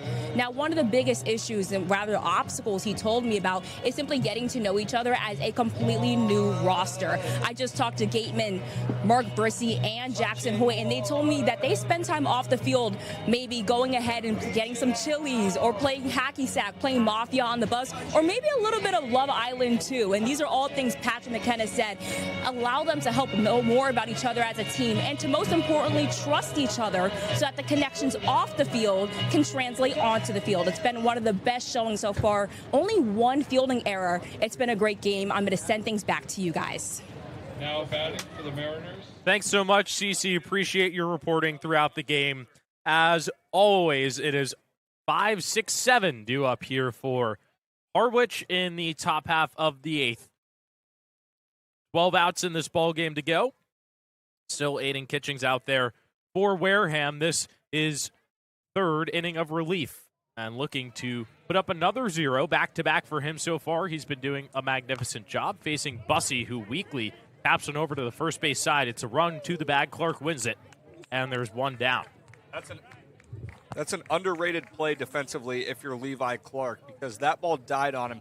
He thought that he would just be able to field where he was at in his typical position, but then it died. He charged, and Kitchings wasn't that fast off the mound. He wouldn't have been able to cover in time. So Clark does a nice job defensively, not in his primary position, typically a catcher, but makes the play, gets over to first. I think for a Wareham defense that has struggled throughout this season, it's a very underrated play. Ryan Garrity at the plate. Fouls the first pitch straight back to the screen. The right fielder 0 for 3. And it's really been a slow start to the year. For Garrity, was 1 for 3 against Orleans yesterday, but the batting average overall now sits at 2-19. Takes a pitch down low, hovering near 100 so far this year. Harwich in control, up by 3 here in the top half of the 8th, as the 1-1 is popped up over to the left side. Elam has a beat on it, under it, makes the play. And 2 quick outs here in the top half of the 8th. 4 in a row retired for Kitchings. Yeah, Aiden Kitchings is doing a great job pounding the zone. Harwich, 9 hits today, but they haven't really been against Kitchings, just 1. He's done a nice job pitching to that soft contact and trusting his defense. The Wareham defensive unit that will get better as the season goes on. Certainly. And you're starting to see it today. They've done a couple of things very well, and Kate Elam has been at the forefront of a lot of them. First pitch to the first baseman, Sean O'Leary, is grounded foul. No balls, one strike, and O'Leary 2 for 3 on the evening. Productive day for him, a pair of singles. 0-1 pitch. Bounced in the dirt. Hitchings has done a brilliant job in this game of stacking up zeros, giving his offense a chance, but they have simply gone a little bit cold. That's been the story. As the 1-1 check swing, he does go around for strike 2. It's been 12 innings so far between yesterday and today for Wareham on offense since it scored the last run yesterday against Hyannis, just 1, but up in the last 12, and certainly going to need more than that if you want to win a ball game. Can of corn out into center field, Wax under it, and it's an easy 1-2-3 top half of the 8th for Aiden Kitchings. Forces some weak contact, keeps this a 3-run game, and gives his offense a chance. 2-3-4 due up for Wareham in the bottom half here on Cape League TV. Cranberry Federal Credit Union stands apart by combining the heart of a community-driven credit union with the spirit of an educator. We don't just offer banking. We teach, guide, and support every step of the way, ensuring our members gain the confidence and financial stability to thrive. With deep local roots and a commitment to lifelong learning, we're more than a financial institution. We're a partner in your success. Finding a good personal injury attorney is very difficult. If you or your family member have been involved in an accident, hurt at work, suffered a slip and fall, or have been injured due to the negligence of someone else, contact the lawyers at Reddy Kiernan and McNally LLP today. They are experienced trial attorneys who practice in all the courts in the Commonwealth. The firm has been recognized by Best Lawyers in America for outstanding legal representation. Contact Reddy Kiernan and McNally LLP today. The firm is located at 267 Main Street in Wareham. Reddy Kiernan and McNally LLP also has offices in New Bedford and Falmouth. Call 508-295-0286 or visit their website at www.rkm-law.com. Cranberry Federal Credit Union has been proudly serving the community of Wareham since 1962. Please check out our rates for your borrowing needs. For the parents of children, explore a Cranberry Kids Club account and its 5% annual percentage rate for the first $500 deposited. Cranberry Federal Credit Union. We are harvesting financial success. Bottom half of the 8th, 6 outs left for Wareham on offense. If they want to mount a comeback, and come back in this game. You see the box score down on your screen. A 4-1 lead. Harwich got on the board early with 2, added 1 in the 3rd. Teams trade a pair of runs in the 5th, and that's where we stand with 9 outs left in this ball game. That's right, and Dan, it feels very similar to a lot of these games where Wareham has maybe played a better game defensively. They've pitched pretty well. Wade got a good start from Wade Walton. Maybe allowed a few more base runners than what they would have liked. But just haven't produced the offense that, like you just said, is needed to win ball games. So Ryan Taff out there facing the DH, Tony Lira, in the bottom half of the 8th. He takes a first pitch ball. Taff came into this game last inning and did a nice job. Faced just 4 batters, 2 strikeouts, and a ground out with a hit by pitch. And Lira finds himself in a 1-ball, 1-strike count. He is at risk of losing his 6-game hit streak to start off this season. Did reach base, was hit in the 1st, so he has reached base in every single game so far for the Gatemen, but still would love to get a base knock and kickstart some offense here for Wareham in the bottom half of the 8th. Wareham's still very much within striking distance. This is only a 3-run game. Yeah, they've totaled 6 hits. It's really just been the story that's been all year, and that's not getting that crucial hit when runners are in scoring position. 1 for 8 today. They've left 6 on the bases. Here's the 2-2. Fouled away by Lira. Doing a nice job battling. He is tied with Dylan Dubovic on the team for the leader in hits at 6. Can take the outright lead with a base knock right here. Head coach Ryan Smythe and the Gatemen certainly Would love that. 2-2. Popped up into shallow center, and a diving play by Garrity to make the out. What a play out there in right field, and there's one down. Yeah, and if you're Tony Lira, you did exactly what you needed to do. Punched it opposite field, a flare shot, but just a great jump from Garrity, and every bit of the jump was needed in order to retire the leadoff man, Tony Lira. But that's just a great defensive play for Harwich. Garrity robs Lira of a base hit. One out to start off this inning. Levi Clark had a double in the sixth to start off that inning after starting this season 0 for 11 and hoping to build on some of that positive momentum here against Taft. 0-1. Fouled back to the screen. It's 0-2. Taft has retired 4 of the first 5 batters that he's faced so far in this outing. Has been doing a really nice job of working efficiently and looking to do so once again here on Levi Clark, the first baseman from Tennessee. Here's the 0-2 pitch. Fouled off once again. Keep things at no balls and 2 strikes. Coming up for the Gatemen, it's a trip to Falmouth tomorrow. That ends off this stretch of 4 games in a row. Then host Orleans, pay a visit to these Mariners on the 24th ahead of the next league-wide off day on next Thursday. The 0-2 down in the dirt, misses for ball 1. And then after that, it's playing host to Falmouth before a visit out to the YD Red Sox. That game against Orleans on the 23rd being the only team that Wareham will have not faced yet out there in the East Division. This one misses up high. 2 balls, 2 strikes. Dan, give some credit to Chatham in the East Division, a team that was similarly struggling after that loss to the Gatemen, but have rattled off consecutive wins. Nice piece right here from Levi Clark. Just shoots a ball into right field. So after going 0 for 11 to start, back-to-back base hits for Levi Clark. And there's a 1-out base runner here for the Gatemen in the bottom of the 8th. Yeah, excellent piece of hitting by Clark. And it's a guy that you knew was capable of it. There's a reason he consistently hit in the top half of Tennessee's order this spring. And it's not because you start a season 0 for 11, but starting to figure it out similarly to how Drew Rogers did yesterday and how hopefully guys like Cade Elam and Jason Wax start to do after this. We mentioned it. Drew Rogers at the plate right now with the chance to make a difference. 1 for 3 on the evening. Takes the first pitch inside.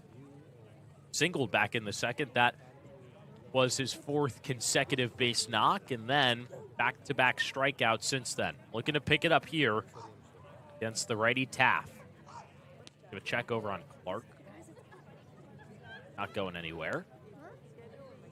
Wareham trying to apply some late-game pressure and rally from behind. Here on First Responders Night at Spillane Field, a very nice crowd in attendance. 1-0 is pulled outside. We had a helicopter land in center field pregame, courtesy of the Massachusetts State Police. Very nice to see them, have them pay a visit, and then most of the local Wareham PD in attendance here tonight. Some fire as well. Everyone enjoying the evening here at the ballpark as the 2-0 misses upstairs. And now with a walk here, the tying run would come to the plate in the form of Cohen Nicolai. Have to win it here if you're Drew Rogers. See what Taft has up his sleeve. A 3-ball, no strike count. Here's the pitch. He swings on the 3-0 pitch, and it's gloved by Peltier. He steps up, throws. It's offline. It was blocked over there first by O'Leary. Going over to third is Clark. Things work out for the Gatemen on that one. Runners are at the corners with just 1 out. Now's the time, Dan. 1 for 8 with scoring position today, and now the Gatemen have runners on the corners, and R.J. Hamilton, the pinch runner, coming on for Drew Rogers. But an excellent job by Rogers. Speed, not his strong suit, but he knew he made it very tough on J.P. Peltier, Would have had to slide to the dirt, smother it, get up, and make a nearly perfect throw. He got up. He didn't do that, and now the Gatemen are threatening. So Rogers gets the base hit. That is his 6th of the season. He's really been doing a nice job since getting that home run yesterday. R.J. Hamilton in as the pinch runner for him as Wareham looks for some speed, just the guy that you want up in this spot if you are the Gatemen, that being Cohen DeCly, one of 2 on this team with a big shot. And DeCly also has found it in this game. Had a single back in the 2nd, walked in the 6th, and a chance for Wareham to keep chipping away and possibly tie this game up at 4. A long conference on the mound is broken up by home plate umpire Robert McHugh. As Taft will look to work out of some trouble.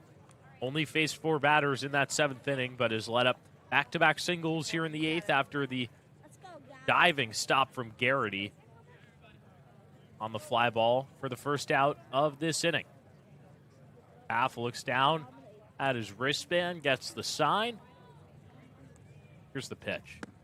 DeCly, a big swing and a miss. Got a chance to talk with Cohen DeCly earlier about his journey. He's from Anchorage, Alaska, one of the few players to be from Alaska. He was selected already by the Marlins in the amateur draft, and he said every time he puts on the jersey, he feels like he is representing the last frontier as he cuts and misses for strike 2. Played in the NECBL last semester, had to travel to numerous amount of combines when he was in his high school career, having to fly from Alaska to anywhere else in the country. It was a brutal travel schedule. Only 3 MLB teams paid him a visit up there in Alaska. One of those being the Marlins that did select him in that amateur draft. And then from there on out, decided to play his college ball in Oregon his first season, now with Arizona State, and looking to keep getting better here on the Cape. Smokes one off the foot of Taft. The second baseman gloves it, throws to first, and it's in time. A run comes in to score on the play, but Taft was tagged there on the right leg, and he is in some serious pain.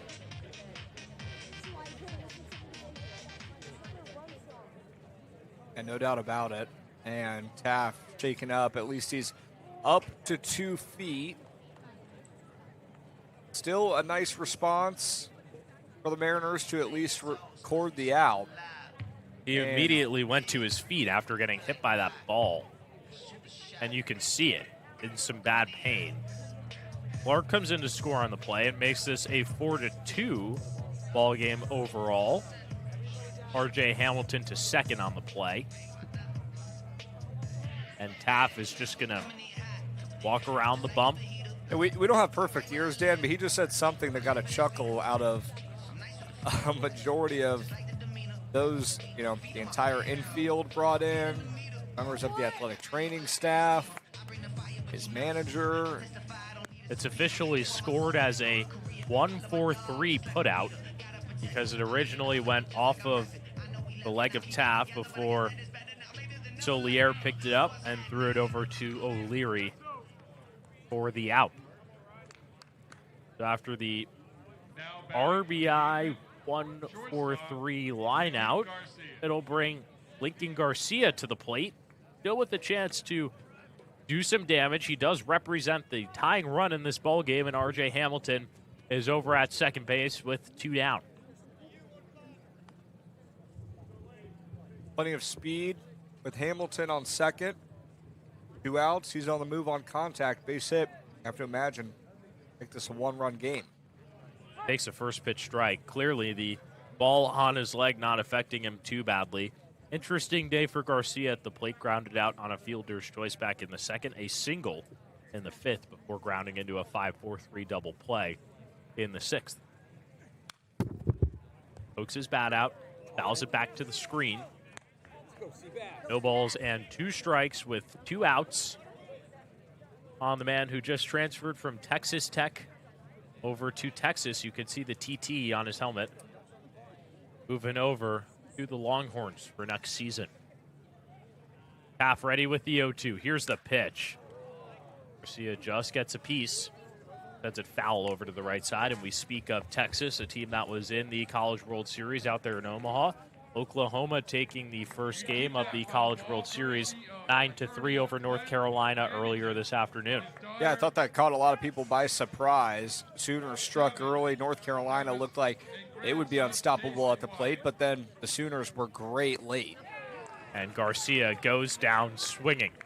Another runner left stranded in this game. The Gatemen have left 5 on base over the last 4 innings of play, but they still get one across here on 2 hits with 1 left on base. Wareham will have 3 outs left to make a comeback, but still have to take care of business in the top half of the 9th here on Cape League TV. Every child deserves the basics. Gifts to Give is making that happen, and you can help. Volunteer, donate, or shop their thrift store Saturdays.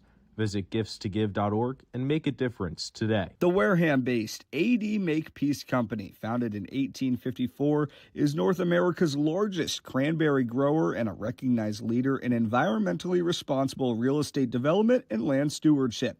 For 172 years, AD Makepeace Company has supported community events and organizations like your Wareham Gatemen. Visit admakepeace.com to learn more. If you or a family member have been hurt at work, don't wait for the insurance company to discontinue your benefits or deny you medical treatment. Get an experienced workers' compensation attorney now before it's too late. The lawyers at Reddy, Kiernan, and McNally LLP have been practicing workers' compensation law for many years and are experts in the field of workers' compensation law. Having the advantage of retaining an attorney early on may make all the difference in your case. Know your rights, be prepared, and contact Reddy, Kiernan, and McNally LLP today. The firm is located at 267 Main Street in Wareham. Reddy, Kiernan, and McNally LLP also have offices in New Bedford and Falmouth. Call 508-295-0286 or visit their website at www.rkmlaw.com. We've hit the 9th inning here in Wareham. Dan Shalam with you, alongside Adam Hipsky, Alyssa Watling, intuitive call to the bullpen. Andrew Koshi on here in the top half of the 9th, looking to put up another 0 after a brilliant outing from Aiden Kitchings. He tosses 3 innings of no-run ball. Yeah, he was, and he was great. Kitchings making his second appearance, 2 scoreless outings for the right-hander. And unfortunately for this offense, they've strung together so many hits, and they've been very good in that department today. But all of these not coming with runners in scoring position and with the chance to score those runs. And that's been the problem. They score 1 there, but it's on a ground out as the first pitch Koshi deals to James is over to third. A nice play in time by Elam for out number 1. So Koshi picks up right where Kitchings left off. That now 6 batters in a row retired. But back to that offense. They've had their opportunities on that last inning. They had runners at the corners. Yeah, no, they absolutely have. It's just getting those timely hits, and they will come because there have been games, Dan, where the issue wasn't not getting timely hits, it was not getting hits at all. So if you start to get hits up and down the lineup, the timeliness of them will come. 9-hole hitter Micah Kirikoff at the dish. 0 for 3 in this game. And Koshi trying to do his best to keep this a 2-run game for the Gatemen offense in the bottom half of the 9th. This is inside for ball 1. Wareham will have the bottom of the order, 7, 8, 9. 9. R.J. Hamilton out there in left field, taking the place of Drew Rogers after he came in as a pinch runner. The 8th.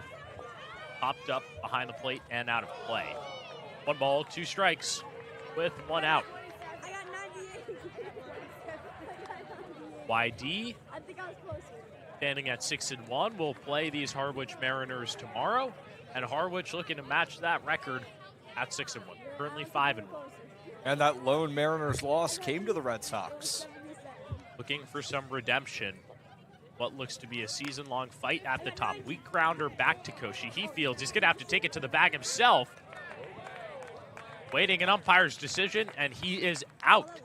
Says Sean Finn over at first. Koshi basically chased him out of the baseline right there. Yeah, I'm not really sure what Levi Clark's plan was. Koshi had it, and it started, you see him, he like moves towards it, and then it clearly was not sharply hit at all. It wasn't going to make it to first base. Koshi had the wherewithal to come off the mound and field it, and then an even better play to go sprint and make sure that he got the out on Kirikov.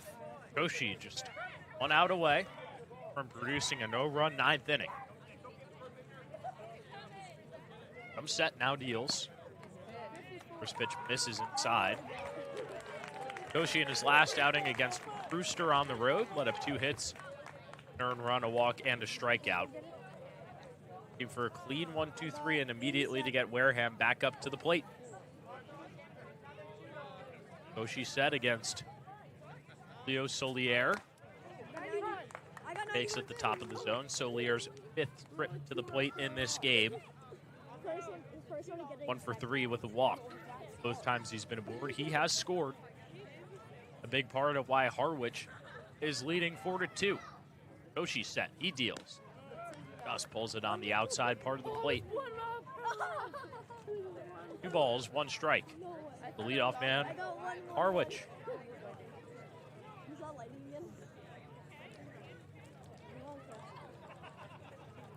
Koshi shakes off his sign, finally gets what he likes. Set at the belt, now fire. This is on that outside part of the plate that he's been trying to go to.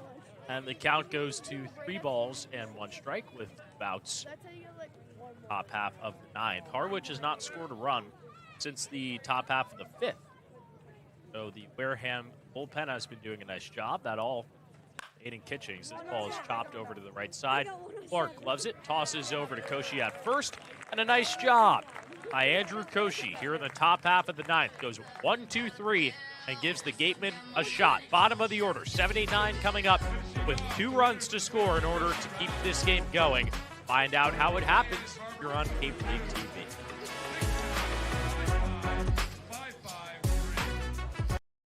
Hey Gatemen fans, give it up for a hometown MVP, Harvey Waste and Recycling. Just like the Gatemen clean up on the field, Harvey keeps our communities clean every day. Big hits, clean streets, and reliable service you can count on. Now that's a winning team. Visit elharveynewbedford.com or call 508-995-0544. Harvey New Bedford, keeping Wareham game ready all season long. Searching for a golf cart, street legal low-speed vehicle, or utility vehicle? Come visit C2 Vehicles in Wareham or online at c2vehicles.com.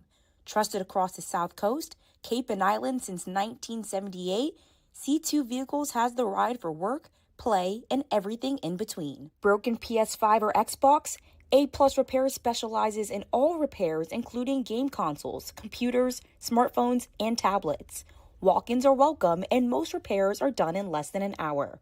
508-962-2394 or aplusrepairs.net for more info. Reed Custom Soils, a subsidiary of the AD Makepeace Company, is New England's most experienced precision soil blender.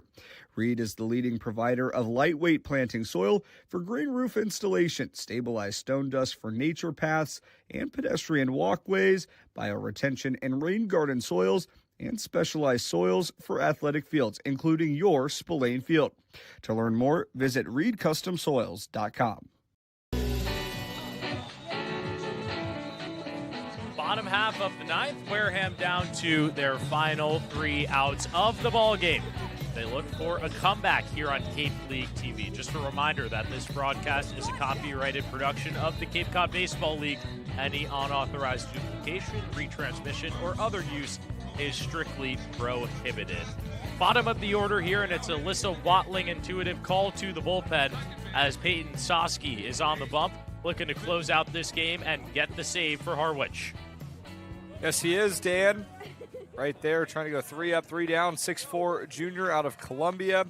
Made 12 appearances, pitched to a 3.26 ERA in the spring. Bases Nate Nowitzki to start off. This bottom half of the 9th, Wareham scored 1.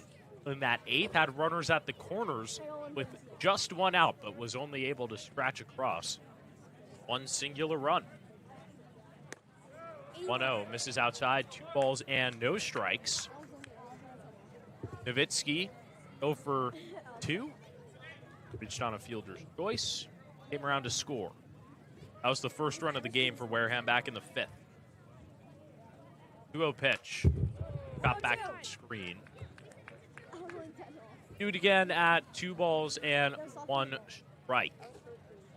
Been a okay performance from this Mariners bullpen. Each reliever has given up 1 earned run, but it was a brilliant start from Jacob Schultz at 4 innings. Just 2 hits and nothing given up. 2-1. Finds the outside part for strike 2. Harwich going to one of its better arms out of the bullpen. CeCe can deal some heat. Fastball tops out at 96 miles an hour.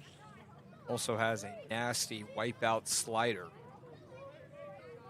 Why he struck out 26 hitters in just 19 innings. Here's the 2-2. Does not get Hipsky to bite. He pushes the count to full. And played this past season with Columbia. And in that, 12 appearances, 19 and a third, 3.26 ERA with 26 strikeouts. Was not as the closer, just a middle reliever, but a guy with some really good stuff. The payoff. Hipsky stays alive, doing a nice job here to start off this bottom half of the 9th, trying to give his team a shot. 6th pitch of the at-bat coming.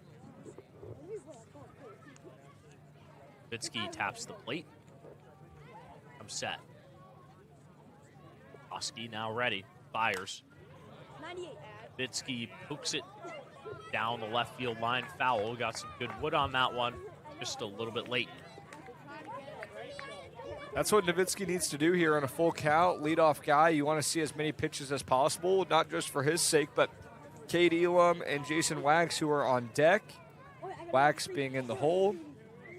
Trying to get a read on CeCe as much as you can. The 3-2 pitch. Runs in. And is called a ball. So it's a leadoff walk for Nate Nowitzki. And that brings the tying run to the plate in the form of Cade Elam, the third baseman. And some big lightning out there in center field. Whew. It's far off in the distance, but it's a very clear night here at Spillane Field. You can see the lightning bolts dropping down from a large batch of clouds out there in right center field beyond the field goal post that you see. And right now, the Gatemen need Cade Elam to hit one right in between those goal posts and tie up this game. First pitch to Elam. This is outside and not. At the plate, it is a pinch hitter. It is Dylan Dubovic for Wareham. And it makes sense in this spot. Elam, a 1 for 3 evening. Dubovic was up to the plate twice in a clutch position yesterday at Hyannis. Was up in the cleanup spot with the bases loaded and 1 out. Went down both times, trying to make up for it here in the bottom half of the 9th. And from Miami, 1-1. Smoked in the left field, but just not enough on it. Coming in is Bussey. He can't make the play. It originally seemed like it was going to go out to Bussey off the bat. It just died in the air, and to the Gatemen's favor, it drops, and there's runners at first and second with no one out. I'm not sure if that caught a wave of wind, Dan, but that ball absolutely died. It was trailing right to the left fielder, Bussey, and I think he and I were on the same page of he would have been okay just taking a few steps in. That one died, fell to the grass quickly. Wareham in business in the 9th. And what a chance to make up for it here for Jason Wax for his slow start to the season. Grounds the ball to the right side. This could be 2. Over to second, on to first, not in time. Harwich cuts down Dubovic over there at second base, but runners at the corners here with 1 down, and it's the top of the order, Foster Apple coming. I think Wax wanted to attack aggressively. CeCe hasn't been great. Nowitzki walked, and then Dubovic with the hit. On the bright side, if you're Wareham, you probably get a little bit of a speed upgrade at first. Can't imagine Wax will stay put there for very long, trying to eliminate the double play. Foster Apple at the plate. Takes the first pitch inside. Things getting hairy here for Harwich. They walked off Orleans yesterday in the bottom half of the ninth to win that game 3-2, extend their 5-game winning streak, and Wareham putting the pressure here on CeCe to close it out. 1-0. This is inside. 2 balls and no strikes. Apple signaling over to Tony Lira, who's on deck, trying to help him out for when it's his turn to come up to the plate. That would be next.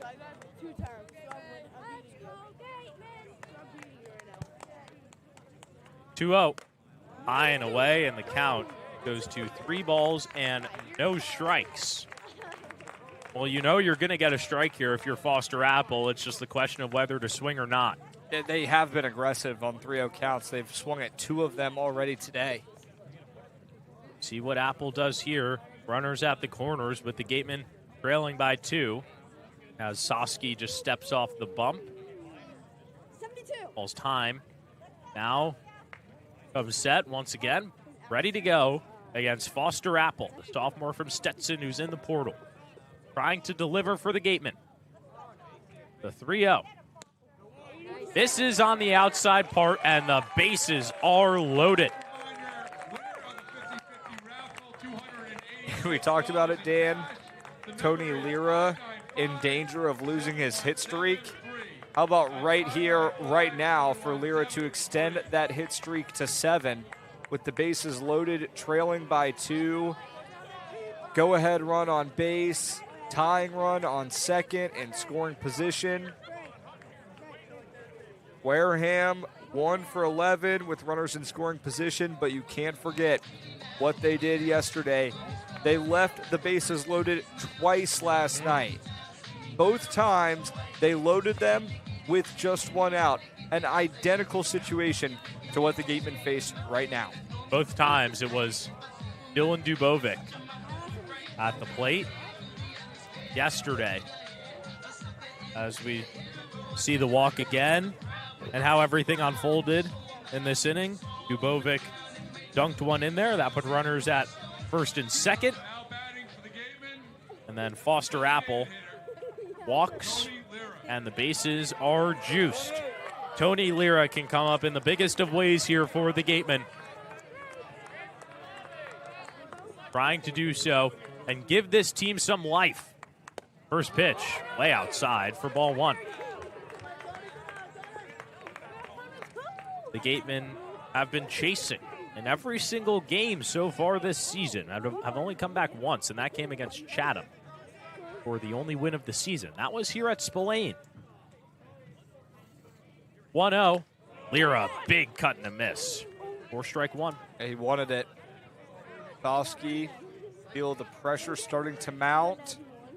Bases are loaded, still just 1 out. Lira wanted to attack. Comes up empty. 1 ball, 1 strike. Bases loaded. Here's the pitch. Hit over to the gap and through. 2 runs are going to come in to score. There will be no throw. Tony Lira delivers, and the game is tied at 4. 7 games, 7 straight games with a hit for Tony Lira.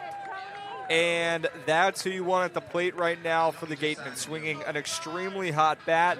But it can't stop here. You're tied at 4, but there's still just 1 out, and 1 more from Levi Clark can give Wareham the chance to take the lead.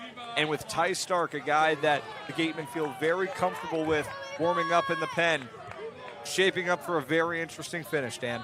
Clark, not the guy you'd want up coming into this game, but back-to-back hits after he broke that 0 for 11 spell to start off this season. The winning run stands at second base in the form of Foster Apple after Tony Lira knocked in both Nate Nowitzki and Jason Wax to tie up this game at 4. Clark looking to deliver. runs in and hits him on the back. It has been a disaster inning for Peyton CeCe, and now the pinch hitter in this game from an inning ago, RJ Hamilton, will have the chance to win it. He came in for Drew Rogers on the base paths. Now a chance to walk it off. All he needs to do, put a ball on the ground to the right side or put one in the outfield, and the Gatemen will have a walk-off winner. Absolutely. 0 for 3 with 3 strikeouts yesterday, but did draw a walk in his only other plate appearance. Nowhere to put him. It's all CeCe versus Hamilton right now with the infield drawn in. Hamilton trying to lift the Gatemen to a second win and break this 3-game losing spell with the bases juiced here in the bottom half of the ninth. The Gatemen have already put 2 across. The first pitch comes in high and away from CeCe. And another mound visit coming here for Harwich. See if it is a call to the pen or just more time to talk down CeCe. He came into this game with a clean inning. It was 4-2, and it's been some self-inflicted wounds, 3 walks, a hit, the game tied at 4, and an Alyssa Watling intuitive call to the bullpen for Peyton CeCe. He is out of this game, blows the save, and now we will see if Harwich can keep this game going. It's a 4-4 ball game. We will get you the picture on the other side and see if Wareham can walk this game off here on Cape League TV.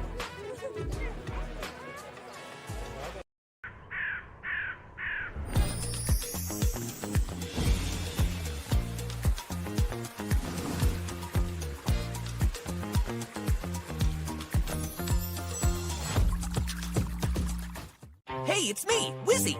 Water Whiz is the ultimate vacation. Huge slides, a not-so-lazy river, and more ways to cool off than you can count. Plan ahead and save. Tickets as low as $39.95. Rally your crew and lock in your date. For a good piece of glass, call Abby, located at 3 Tyler Avenue in East Wareham. Call Abby Glass and Locks about getting a free quote for your windows, doors, locks, and other glass needs. Hi, this is Stephen Goulston. Homeowners choose Mario's Roofing because we're fair, honest, and provide quality services. Call Mario's Roofing today for a free estimate. 781-344-2420. Mario's Roofing. We won't soak you to keep you warm and dry. Number 23. Jason Finkelstein onto the bump here for Harwich in the bottom half of the ninth. The bases are loaded, and it's RJ Hamilton at the plate. Peyton CeCe leaves the game after finishing just a third with 2 hits and 2 runs given up. 2 walks led to those runs coming across, but Harwich really on the brink of blowing this one here at Spillane. Yeah, Finkelstein, not a clean inning that he's walking into for his Cape Cod Baseball League debut. 6'2", 200-pound righty from Babson University. He made 12 appearances, pitched to a 3.23 ERA across 61 and a third innings of work, 51 strikeouts, just 26 walks. He needs some big swing and miss stuff here in a 1-0 count to RJ Hamilton in the bottom of the ninth. The winning run is just 90 feet away over at third base. Wareham has had all of the offensive struggles in the entire world, but a bottom of the ninth comeback with a walk-off just 1 swing away could fix all. It's a 4-4 ball game, 2 across already here in the bottom half of the ninth. The Duke product, RJ Hamilton, who came into this game in the 8th as a pinch runner. Here's the first pitch. Hamilton takes it down low. A 2-0 count because CeCe did throw 1 pitch to Hamilton before the change. A very interesting maneuver to pull CeCe after delivering that first pitch ball. Finkelstein deals. Hamilton fouls it off to the right side, and it hits a fan over in the stands on the right side. These Gatemen need this walk-off victory. It cannot be expressed enough how big of a momentum swing this would be for Wareham. Losers of 3 in a row, facing a team that has won 5 straight. And now Finkelstein just a pitch away from the walk-off walk. There is nowhere to put RJ Hamilton. This is big. Finkelstein That one ball from Sosky could deem costly for the righty reliever. Has to throw a strike here. Finkelstein set, deals, and cut and a miss by Hamilton. And the count goes full. The drama builds. 3 balls and 2 strikes with the winning run at third base in the form of Foster Apple. Finkelstein fires, and it's hit over to the third base side. It's gloved by Peltier. He throws home, and they get the force out. What a pressure-packed out for Finkelstein. He gets the ground ball. A nice play by Peltier, throws home, and there's 2 outs on the board. And J.P. Peltier might have had the chance to turn a double play and send us to extra innings, but instead he takes the easy route, goes home, and now that pressure continues to build now for Cohen Nicolai with 2 outs. Knocked in the second run of this game back in the 8th, trying to play the hero as the Gatemen need a base hit in order to win this game. Otherwise, we will go to extras. The first pitch to Nicolai misses outside for ball 1. And just like anything else for Finkelstein, it's nice to have your infield now playing Nicolai straight up because the infield was drawn in with just 1 out. Nicolai, a power hitter, 2 game-tying grand slams this past season. Could certainly use that power here in a 1-ball, no strike count. Pitch misses outside. It's 2-0. And Finkelstein, give him credit. You can't count him out whatsoever. He was down 3-1 in the count to Hamilton, even though one of those pitches was not his, one of those balls was not his. Now behind 2-0, tries to battle back. Here's the 2-0 pitch. Nicolai fouls it back to the screen. The count goes to 2-1.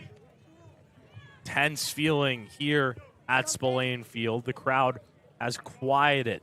Let's go get out of this jam here. Tony Lira is at third base. He needs to come in for the Gatemen to walk this game off. Nicolai trying to do it. The 2-1. This is down low, and it's the same scenario that Finkelstein had against Hamilton. 3 balls, 1 strike with the bases loaded, and nowhere to put Cohen Nicolai. And that's exactly what R.J. Hamilton thought, and he came up with a huge swing and miss. Finkelstein needs to dial up his best stuff within the zone. He comes set at the belt. Now fires. Ball is lifted into center field. Going back is Kirikov. That ball is gone. It's a walk-off grand slam for Cohen Nicolai. Are you serious? Wareham, its second win of the season off the second home run of the season for Cohen Nicolai. A grand slam sends everyone home. The final 7-4 Gatemen. Cohen Nicolai in the biggest moment. You said he had 2 of those game-tying home runs, 2. man. And he does it again, this time to walk it off. Wareham with a 6 spot in the bottom of the 9th. A heck of an effort from Kirikov in center field. Tried his best. No one knew if it was in or out of the park. It is a grand slam. 8 for the final as the Gatemen win in one of the most improbable ways possible. Yeah, Harwich was 5-1, Dan. The Mariners had won 5 in a row. The Gatemen had lost 3 in a row. They were 1 for 10 with runners in scoring position heading into this inning. And in the biggest of moments, Wareham plates 6 runs in the bottom of the 9th and gets a massive win heading into a road tilt with Falmouth tomorrow. What a game. A 6 spot for Wareham in the bottom half of the 9th. Their first 6-run inning of this entire season. 8-4, the final here in Wareham. And that just might be the momentum shift that the Gatemen need. After 3 straight losses, they finally rebound. It was not easy for Wareham in this game. They trailed 4-2 going into that 9th. Yeah, Dan, you mentioned it. They haven't put a 6 spot up. Well, outside of the Chatham win, in the other 5 games, the Gatemen had combined for 6 runs. They had combined across those 5 other games, scored 6 runs, and today, in the bottom of the 9th, trailing by 2, that's when Wareham rallies. They rally in the best way possible. A grand slam comes off the bat of Cohen Nicolai to end off this ball game. Wareham needed 2 runs in the bottom half of the 9th. They say, that's okay. We'd rather put up 6.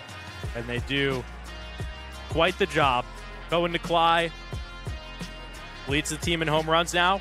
He had a grand slam in this one, and he had a home run the other day as well, delivering in the most magical of ways here at Spillane Field. 8-4 is your final score here tonight between the Gatemen and the Mariners. It didn't get much better than this, and hopefully Wareham can build on this going forward. A couple of thank yous to hand out here tonight as you see the big fly by Cohen Nicolai to end off this game. To our executive producer, Jocelyn Mejia, to our sideline reporter, CeCe Gabriel, and to my partner, Adam Hipsky. Wareham sends the fans home happy. The Gatemen grab a walk-off grand slam for the win and improve to 2-6 on the Cape League season.